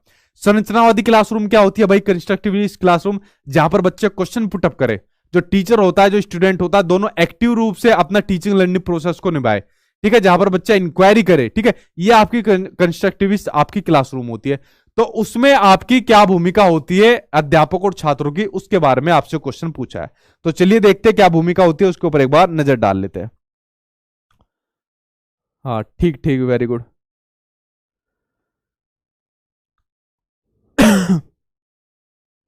सबमिट मत कर देना लाइव से पहले, इसलिए कह रहा हूं मॉक टेस्ट के ऊपर प्रैक्टिस करो, वरना दिक्कत हो जाएगी आपको। अगर एग्जाम से पहले सबमिट कर दिया खेल खत्म हो जाएगा। इसलिए मैं बार बार फोर्स कर रहा हूं कि अगर मॉक टेस्ट के ऊपर प्रैक्टिस कर लोगे आपकी समस्या खत्म हो जाएगी। ठीक है, उसके ऊपर प्रैक्टिस करिए। कक्षा में शिक्षक व विद्यार्थी दोनों निष्क्रिय होते हैं। देखो मैंने क्या बताया था, जहां पर निष्क्रिय की बात आ जाएगी, पैसिव की बात आ जाएगी, वो ऑप्शन देखते गलत कर देना। आपको हमेशा ध्यान रखना है कि आपको हमेशा एक्टिव बनना है, टीचर को भी और स्टूडेंट को भी। अब सोचो यार मैं आपको पढ़ा रहा हूं, अब मैं सुस्त होकर आपको पढ़ा रहा हूं, अरे पढ़ लो यार, ये है वो है, तो क्या नतीजा होगा? 10 गाली देके मुझे भाग जाओगे, अरे वो सचिन एकेडमी वाला तो पागल है यार, आगे उल्टा सीधा पढ़ाता है, मन ही नहीं करता उसका पढ़ाने का। और सोचो अगर आप एक्टिव नहीं हो पढ़ने के लिए, तो मैं क्या काम करूंगा? अरे मैं नहीं पढ़ाऊंगा, पेड क्लास में करूंगा, जो पढ़ने वाले आएंगे उनको मैं पढ़ा दूंगा। तो हमेशा ध्यान रखना है, एक जो आपका लर्निंग होती है वो तब इफेक्टिव मानी जाती है जब एक स्टूडेंट और टीचर दोनों ही आपके एक्टिव हो, तब उसको इफेक्टिव लर्निंग आपका माना जाता है। कभी भी इसको पैसिव नहीं मानना, हमेशा इसको एक्टिव मानना है, दोनों को। ठीक, छात्र क्रियाशील है परंतु अध्यापक निष्क्रिय है। भाई दोनों का एक्टिव होना जरूरी है। ठीक है, तो दोनों का सक्रिय होना जरूरी है, निष्क्रिय होना जरूरी नहीं है। अध्यापक और छात्र दोनों ही क्रियाशील है, ये ऑप्शन इसके अंदर आपका सही हो जाएगा। ठीक है, अगला है आपका कि अध्यापक क्रियाशील है परंतु छात्र निष्क्रिय, ये सही नहीं है। थर्ड आंसर आपका इसके अंदर आपका सही हो जाएगा। ठीक, चलिए बढ़ते आपके नेक्स्ट क्वेश्चन की ओर। अगला क्वेश्चन एक बार नजर डाल लेते क्या आपको दिया हुआ है। अगला आपको दिया हुआ है, इसके ऊपर एक बार नजर डालते हैं। वेरी वेरी इंपॉर्टेंट, और आपके एग्जाम में कंफर्म आएगा। 1 नंबर का तो आपके एग्जाम में बनता है, बाकी हर शिफ्ट के अंदर आपको 1-1 नंबर का आपको देखने को मिलेगा। देखिए क्वेश्चन आपको दिया हुआ है जिसके ऊपर हम नजर डालेंगे कि हार्वर्ड गार्डनर के बहुबुद्धि सिद्धांत, किसने दिया था बहुबुद्धि सिद्धांत? Multiple intelligence theory, Harvard gardener ने। इनके अनुसार निम्नलिखित में से कौन सा जोड़ा बुद्धि का प्रकार और अंत्य स्थिति अनुपालन संभावना के अनुसार सही है, वो आपको बताना है। हार्वर्ड गार्डन ने कहा कि हमारे अंदर, हमारे और आपके अंदर कई प्रकार की बुद्धियां है, ठीक है, अलग अलग प्रकार की बुद्धियां बता दी। आपको तो वैसे 8 ही पढ़नी है क्योंकि एनसीईआरटी के अंदर आपकी 8 प्रकार की मेंशन की हुई है, ठीक है। तो 8 प्रकार की बुद्धि आपको पढ़नी है। वैसे जो मैंने मैराथन क्लास कराई हुई है कंटेंट वाली, उसमें तो मैंने सब कराई हुआ है, तो उसके अंदर आप लोग पढ़ लेना, उसको जाकर उसको जरूर देखना, बड़ी महत्वपूर्ण है आपकी, ठीक है। तो 8 प्रकार की बुद्धियों में से 4 बुद्धि यहां पर दी हुई है। यहां पर आपको इनको मैच द फॉलोइंग करना है। क्वेश्चन ये भी आ जाता है बहुत बार एग्जाम के अंदर कि मल्टीपल इंटेलिजेंस थ्योरी किसने दी, बहुबुद्धि सिद्धांत किसने दिया।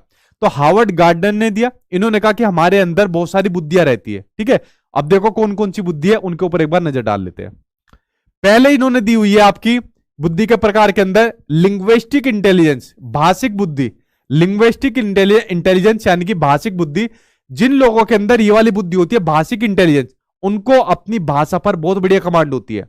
जैसा आपने देखे कवि हो गए, कवित्री हो गए, पत्रकार हो गए, या जो आपने वकील हो गए, उनको अपनी भाषा पर बहुत बढ़िया कमांड होती है। पत्रकार को पूरे दिन न्यूज रूम में बैठा दो, बोलता जाएगा। कवि को, कवित्री को बैठा दो, तो इनके अंदर ये वाली बुद्धि होती है, इनको अपनी भाषा पर बहुत बढ़िया कमांड होती है, ठीक। तो इसका आपको एग्जांपल क्या दिया, लेखपाल। अरे भाई लेखपाल के अंदर कहां से होगी, लेखपाल के अंदर एक ही बुद्धि होती है, लॉजिकल मैथमेटिक्स वाली, कैलकुलेशन करने वाली बुद्धि होती है, ठीक है। तो ये ऑप्शन आपका यहां पर गलत हो गया, मैथमेटिकल इंटेलिजेंस होती है लेखपाल के अंदर। दूसरा ऑप्शन आपका बुद्धि का प्रकार स्थानिक बुद्धि, आपकी स्पेशल इंटेलिजेंस, जहां पर आदमी जो है अपना अमूर्त तथ्यों के आधार पर अपने माइंड के अंदर अपना कंसेप्ट बैठा लेता है, वो होती है आपकी स्पेशल इंटेलिजेंस होती है। इसका एग्जांपल दिया आपका आर्किटेक्ट, यानी कि आपका वास्तुकार, जिसको हम देसी भाषा में बोलते हैं ठेकेदार। अब देखो वो क्या काम करता है, आर्किटेक्ट या जो ठेकेदार होता है, उसको आप मकान दिखाने ले जाओ, खाली प्लॉट दिखाने ले जाओ, तो वो क्या काम करेगा, वो खाली प्लॉट में बता देगा कि साहब एक कमरा यहां बनेगा, एक कमरा यहां बनेगा, या गार्डन बना देंगे, या किचन बना देंगे, या अपना भैंसों का, गायों का रखने का तबेला बना देंगे। तो अमूर्त तथ्यों के आधार पर अपने माइंड में चीजें सेट कर लेता, बना लेता, ये होती है आपकी स्पेशल इंटेलिजेंस होती है। तो ये किन किन के अंदर होती है, आपके आर्किटेक्ट के अंदर होती है, चित्रकार के अंदर होती है, मूर्तिकार के अंदर होती है, ये वाली जो आपकी बुद्धि होती है। तो दूसरा ऑप्शन आपका सही हो जाएगा। अगली बुद्धि का प्रकार दिया है इसके अंदर आपका कि बॉडली काइनेस्थेटिक बुद्धि, यानी कि आपकी शारीरिक गति बुद्धि, जो शरीर को गति देने वाली बुद्धि होती है, जिससे शरीर को गति मिलती है, वो किसके अंदर होती है, वो आपकी एक्टर एक्ट्रेस के अंदर होती है, हीरो हीरोइन के अंदर होती है। वो आपकी जो एथलीट होते हैं, जैसे आपके विराट कोहली, सचिन तेंदुलकर, उसेन बोल्ट, ये आपके एथलीट होते हैं, उनके अंदर ये वाली बुद्धि आपको देखने को मिलती है, ठीक है। और यहां पर दिया हुआ है आपका गायक, गायक के अंदर ये वाली बुद्धि नहीं होती, गायक के अंदर होती है आपकी म्यूजिकल इंटेलिजेंस होती है, जो आपके गायक के अंदर ये वाली बुद्धि पाई जाती है। अगली बुद्धि का टाइप आपको दिया हुआ है प्राकृतिक, यानी कि नेचुरल इंटेलिजेंस और नेचुरलिस्टिक इंटेलिजेंस। तो नेचुरलिस्टिक इंटेलिजेंस यानी कि प्राकृतिक बुद्धि आपकी उनके अंदर पाई जाती है जिनको प्रकृति से बहुत ज्यादा लगाव होता है, ठीक है। जैसा आपके किसान, ठीक, आपके किसान या फिर आपके एनवायरमेंट लवर, उनके अंदर ये वाली बुद्धि पाई जाती है। टीचर के अंदर ये वाली बुद्धि नहीं पाई जाती, टीचर के अंदर पाई जाती है आपकी इंटरपर्सनल इंटेलिजेंस, ठीक है। कौन सी, इंटरपर्सनल आपकी इंटेलिजेंस पाई जाती है। इंटरपर्सनल इंटेलिजेंस एक होती है आपकी इंट्रापर्सनल इंटेलिजेंस, ठीक, इंट्रापर्सनल इंटेलिजेंस। देखो इन दोनों को एक बात समझना, कंफ्यूज मत होना। इंटरपर्सनल वो इंटेलिजेंस होती है जिसमें आदमी दूसरों की मनोदशा, हाव भाव को समझ पाए, दूसरों से इंटरेक्ट कर पाए, वो होती है आपकी इंटरपर्सनल इंटेलिजेंस होती है, ठीक है। जैसा आपके जो मनोचिकित्सक होते हैं, जो आपके नेता होते हैं, दुकानदार होते हैं, LIC एजेंट होते हैं, ये क्या काम करते हैं, ये दूसरों के हाव भाव को, मनोदशा को समझ जाते हैं कि दूसरा आदमी को कैसे फंसाना है, कैसे उनका यूज करना है। नेता लोग ऐसी तो करते हैं, हाथ जोड़ते हुए आते हैं कि नेता नहीं तुम्हारा बेटा है वो, ठीक है, और आदमी के पैर पकड़ते हैं, और एक बार जीतने के बाद अरे जो तू जा, ठीक है, फिर तुझे निपटेंगे, और लड़ाई करवा देते हैं पब्लिक की। दुकानदार कन्विंस कर लेता है कस्टमर को, अरे आप तो जच रहे हो इसके अंदर, ड्रेस के अंदर, ये तो ड्रेस ही आपके लिए बनी है, ठीक है। तो इनके अंदर ये वाली बुद्धि पाई जाती है जो आपकी इंटरपर्सनल इंटेलिजेंस होती है, जो दूसरों की मनोदशा, हाव भाव को समझ लेते हैं, दूसरों से बहुत बढ़िया तरीके से इंटरेक्ट करते हैं। इंट्रापर्सनल इंटेलिजेंस वो इंटेलिजेंस होती है जिसमें आदमी खुद से इंटरेक्ट करता है, जो आपके आध्यात्मिक गुरु के अंदर आपकी पाई जाती है, वो होती है आपकी इंट्रापर्सनल इंटेलिजेंस होती है, ठीक है। चलिए बढ़ते हैं आपके नेक्स्ट क्वेश्चन की ओर। अगला क्वेश्चन देखते हैं आपको क्या दिया हुआ है, अगले के ऊपर एक बार नजर डालते हैं। अगला दिया है आपको कि निम्नलिखित में से क्या एक प्रगतिशील कक्षा की विशेषता है, यानी कि आपको प्रोग्रेसिव क्लासरूम की आपकी विशेषता मानी गई है, जहां पर बच्चे के इंटरेस्ट के अकॉर्डिंग, बच्चे के एप्टीट्यूड के अकॉर्डिंग सब बच्चे के अकॉर्डिंग पढ़ाया जाता है, वो होती है आपकी प्रोग्रेसिव क्लासरूम होती है। तो बताओ उसका सही आंसर आपका क्या हो जाएगा। ठीक है, ठीक। पहला ऑप्शन आपको दिया हुआ है यहां पर कि शिक्षिका पूरी तरीके से कक्षा को नियंत्रित यानी कि कंट्रोल करती है।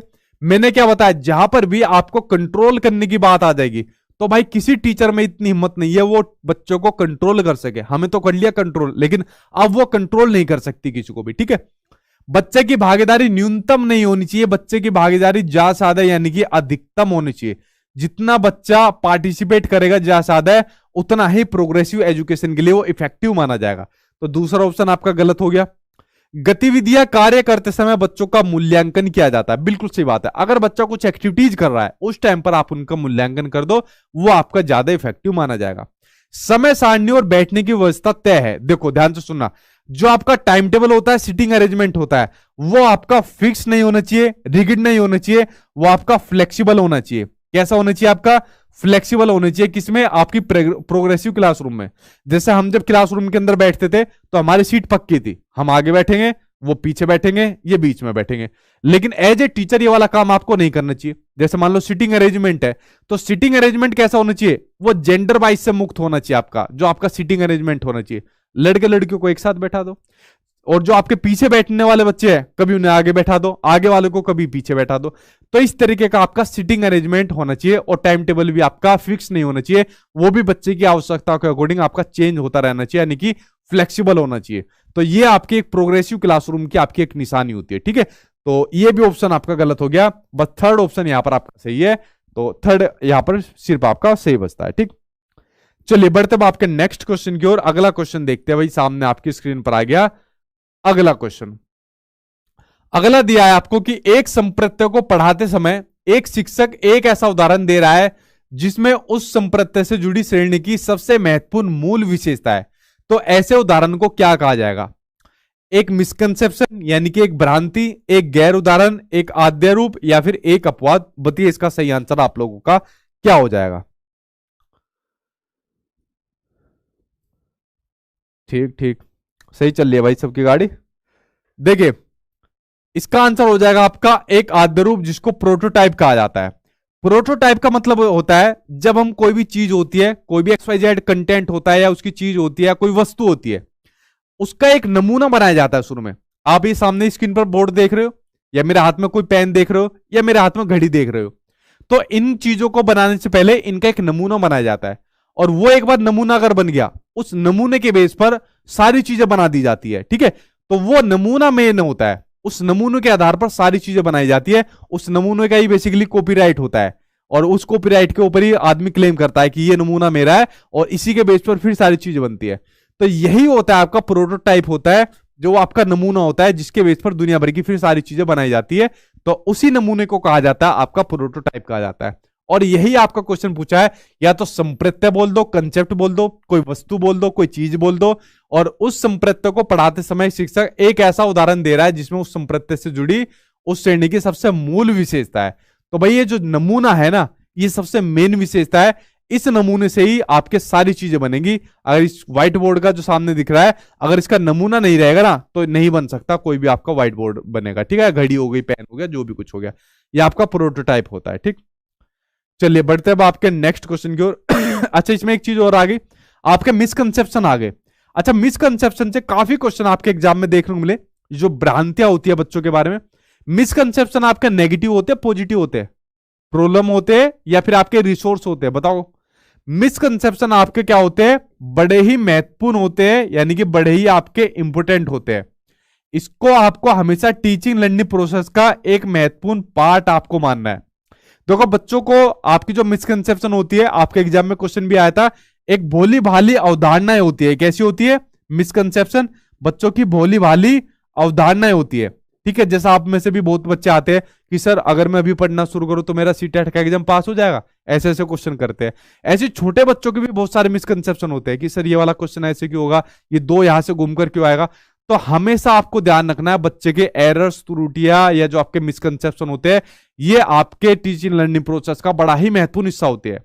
इनको आपको कभी भी नेगेटिव नहीं मानना है, इनको हमेशा आपको एक रिसोर्स के रूप में मानना है। ठीक है, ये बात आपको हमेशा ध्यान रखनी है। चलिए बढ़ते भाई आप अब आपके नेक्स्ट क्वेश्चन की ओर, अगला क्वेश्चन सामने आपकी स्क्रीन पर आ गया। ये रहा आपका नेक्स्ट क्वेश्चन। किस अवधि के दौरान जो विचार होते हैं वो अमूर्त और आदर्शवादी हो जाते हैं? बताइए से आंसर क्या होगा। Infancy, early childhood, middle childhood, या फिर आपका एडोलसेंस यानी कि आपका किशोरावस्था। आज मैंने केवीएस के अंदर आपका यही टॉपिक कराया था, आपका किशोरावस्था जो एप्लीकेशन के अंदर मैंने टॉपिक कराया था। आप देखना कितना जबरदस्त उनको कराया। सीटेट में तो इसको बहुत कंसाइज वे में कराया जाता है, बहुत छोटे लेवल में कराया जाता है। और आज केवीएस वाले बच्चों ने इसको पढ़ा होगा, उनके तोते उड़ गए होंगे कि नई नई चीज कहां से मतलब सर लेकर आए हैं। तो केवीएस के हिसाब से आज मैंने उस चैप्टर को कराया है, ठीक है। तो केवीएस वालों ने आज उसको पढ़ा होगा। देखिए अब आंसर पता ही चल गया होगा, मैंने खुद ही बता दिया भाई इसका आंसर क्या होगा, तो ये आपको पता चलेगा होगा, ठीक।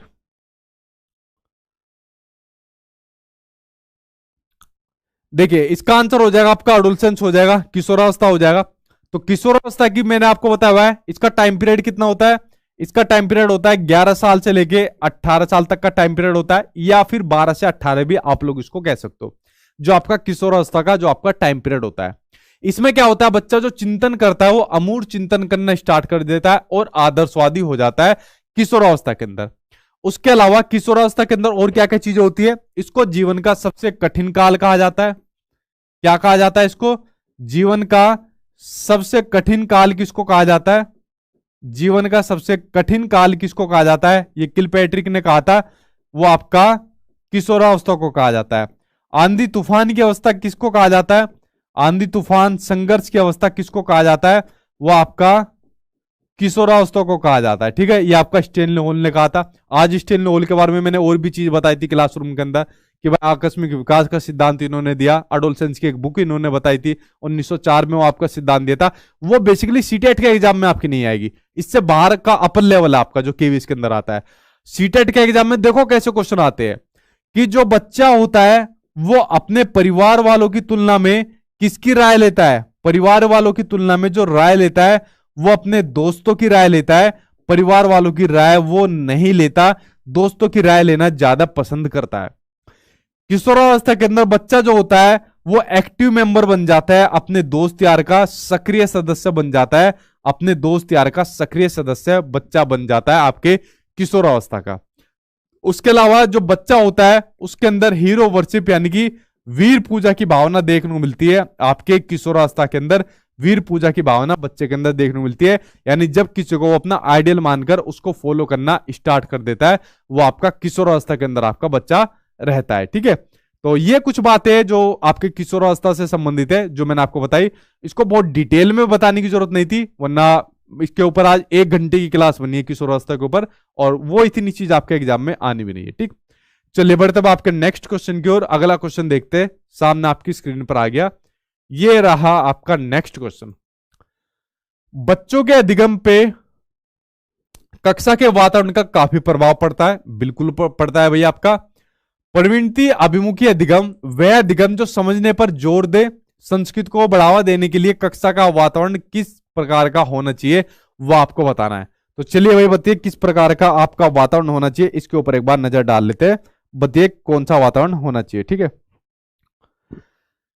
देखो भाई कैसा वातावरण होना चाहिए? प्रदर्शन अभिमुखी यानी कि परफॉर्मेंस ओरिएंटेड। और देखिए कभी भी क्लासरूम का जो एनवायरनमेंट होना चाहिए वो परफॉर्मेंस पर बेस नहीं होना चाहिए कि कोई बच्चा अगर बढ़िया परफॉर्मेंस कर रहा है तो वो अच्छा है, कोई परफॉर्मेंस बढ़िया नहीं कर रहा तो उसकी तुड़ाई कर दो वो बेकार है। तो परफॉर्मेंस ओरिएंटेड नहीं होना चाहिए, ठीक है। तो ये ऑप्शन आपका गलत हो जाएगा। बात आ गई कॉम्पिटिटिव की, बात आ गई प्रतियोगिता की, बात आ गई। मैंने क्या कहा था, जहां पर भी प्रतियोगिता की बात आ जाएगी उसको तो देखते गलत कर देना।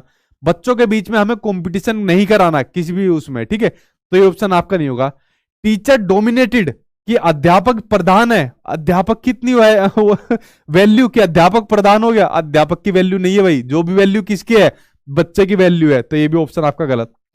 कोऑपरेटिव एंड कोलेबरेटिव कि यहां पर आपका सहकारात्मक और सहयोगात्मक तरीके से सीखता है।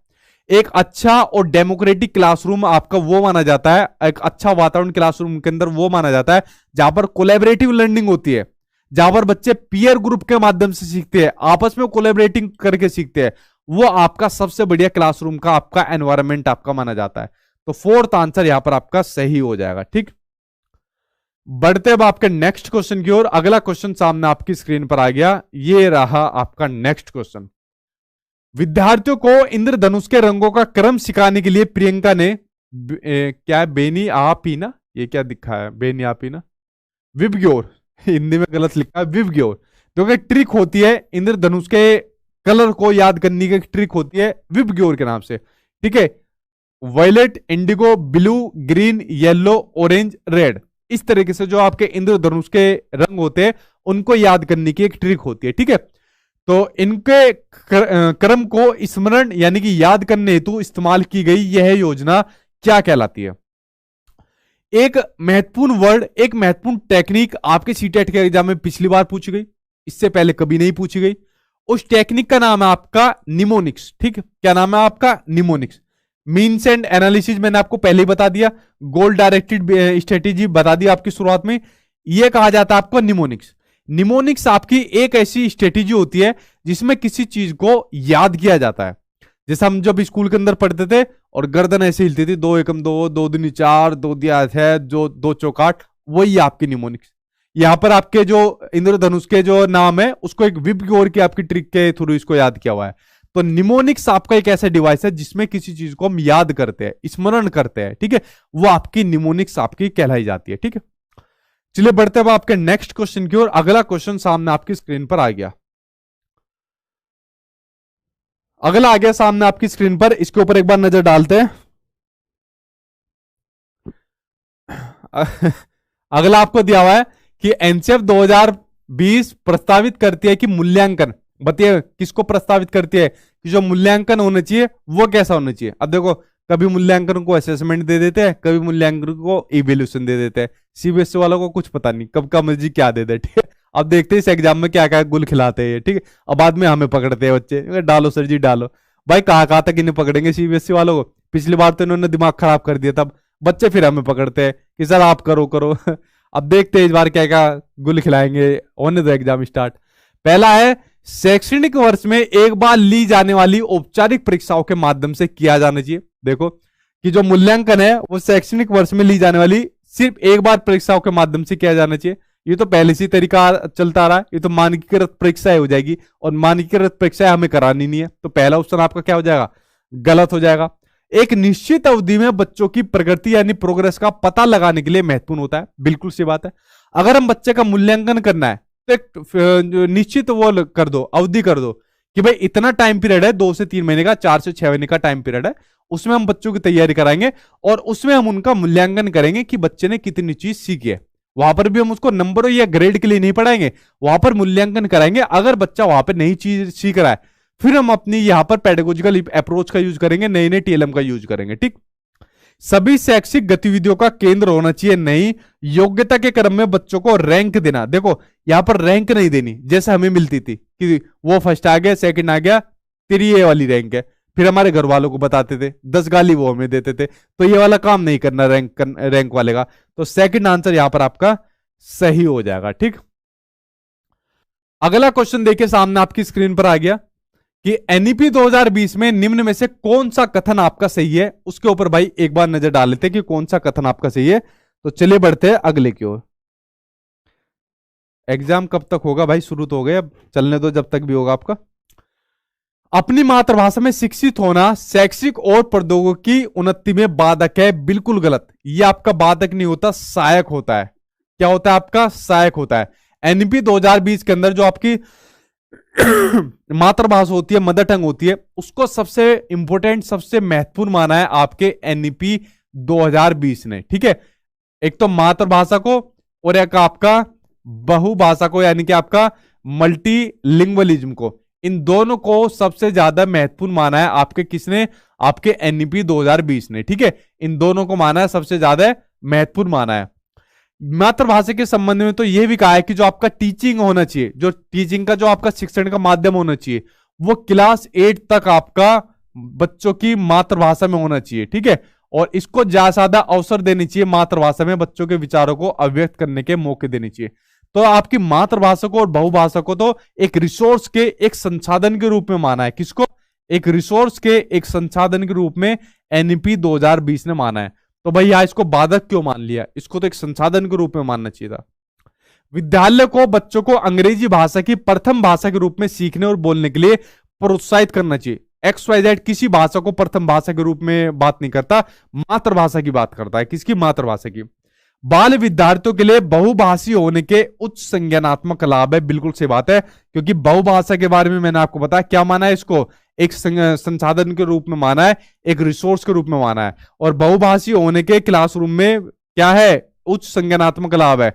एक बच्चा किसी दूसरी भाषा को सीखेगा, दूसरी भाषा वाला उससे कुछ सीखेगा, आपस में शब्द भंडार की वृद्धि होगी, कल्चर का आपस में आदान प्रदान होगा, इसलिए इसको एक संसाधन के रूप में आपका माना गया है। ठीक है, थर्ड आंसर आपका सही हो जाएगा, बाकी चौथे को पढ़ने की भी जरूरत आपकी नहीं है।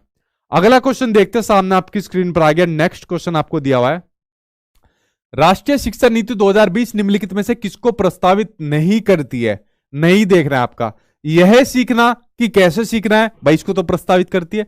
भाई मान लो आपको कुछ सीखना है, सीडीपी सीखनी है, कुछ भी सीखना है, तो सीखने से पहले ये देखो कि उसे सीखना कैसे है, कि सीखने को सीखना कैसे है। जैसे मैंने आपको हिंदी की क्लास में बताया था कि लेखन का प्रक्रिया उपागम, लेखन का प्रक्रिया उपागम ये कहता है कि लिखने को लिखने द्वारा सीखना। तो यहां पर सीखना अगर आपको है तो सीखने को कैसे सीखना है, सबसे पहले मेन चीज है। अब अगर आपको एग्जाम पास करना है तो एग्जाम पास करने से पहले ये देखो कि आपको किस तरीके से एग्जाम को पास करना है, उसके बाद आप लोग पढ़ने बैठो। ठीक है, तो सीखने को कैसे सीखना है, इस चीज को प्रस्तावित करता है आपका एनईपी 2020। विषय वस्तु में बढ़ोतरी की बात नहीं करता, विषय वस्तु में कमी की बात करता है। किसकी कमी की बात करता है? या फिर इसमें लचीलेपन की बात करता है। कौन? आपका एनईपी 2020 बात करता है। तो ये तो आपका गलत है। 360 डिग्री आपका मल्टी डायमेंशनल आपके प्रोग्रेस कार्ड की बात करता है। 360 degree multi dimensional progress card की बात करता है कि अब जो बच्चों को प्रोग्रेस कार्ड मिलेंगे वो 360 degree multi dimensional progress card मिलेंगे, जिसमें बच्चों के तीनों एक्सपेक्ट को शामिल किया जाएगा। उसमें उनके कॉग्निटिव, अफेक्टिव और साइकोमोटर डोमेन तीनों को उसके अंदर शामिल किया जाएगा। और वो वाला काम नहीं रहेगा कि हाँ जी ये तुम्हारे बच्चों का प्रोग्रेस कार्ड है, ये इसके इतने नंबर आए, थोड़ा संभाल लेना इसको, ठीक है, अब हाथ से निकल रहा है बाहर, वो वाला प्रोग्रेस कार्ड नहीं मिलेगा। ना ही उसके अंदर आपके बच्चों का कंपैरिजन होगा किसी दूसरे बच्चों के अपने नंबर से कि देख उसके नंबर इतने आ रहे, तेरे इतने आ रहे। इसमें आपका क्या होगा? इसमें बच्चों का आपका असेसमेंट किया जाएगा, इवैल्यूएशन किया जाएगा और आपके तीनों डोमेन को ऐड किया जाएगा, कॉग्निटिव, साइकोमोटर और आपका इफेक्टिव, तीनों डोमेन को ऐड किया जाएगा, जो आपका 360 डिग्री आपका मल्टी डायमेंशनल कार्ड आपको दिया जाएगा। मानकीकृत आ गया भाई, पढ़ोगे आगे या रहने दोगे? मत पढ़ो आगे, मेरा नाम लेके कर देना इसका काम। तो ये ऑप्शन आपका गलत हो जाएगा। तो पहला, दूसरा आपका सही है और बाकी आपके गलत है।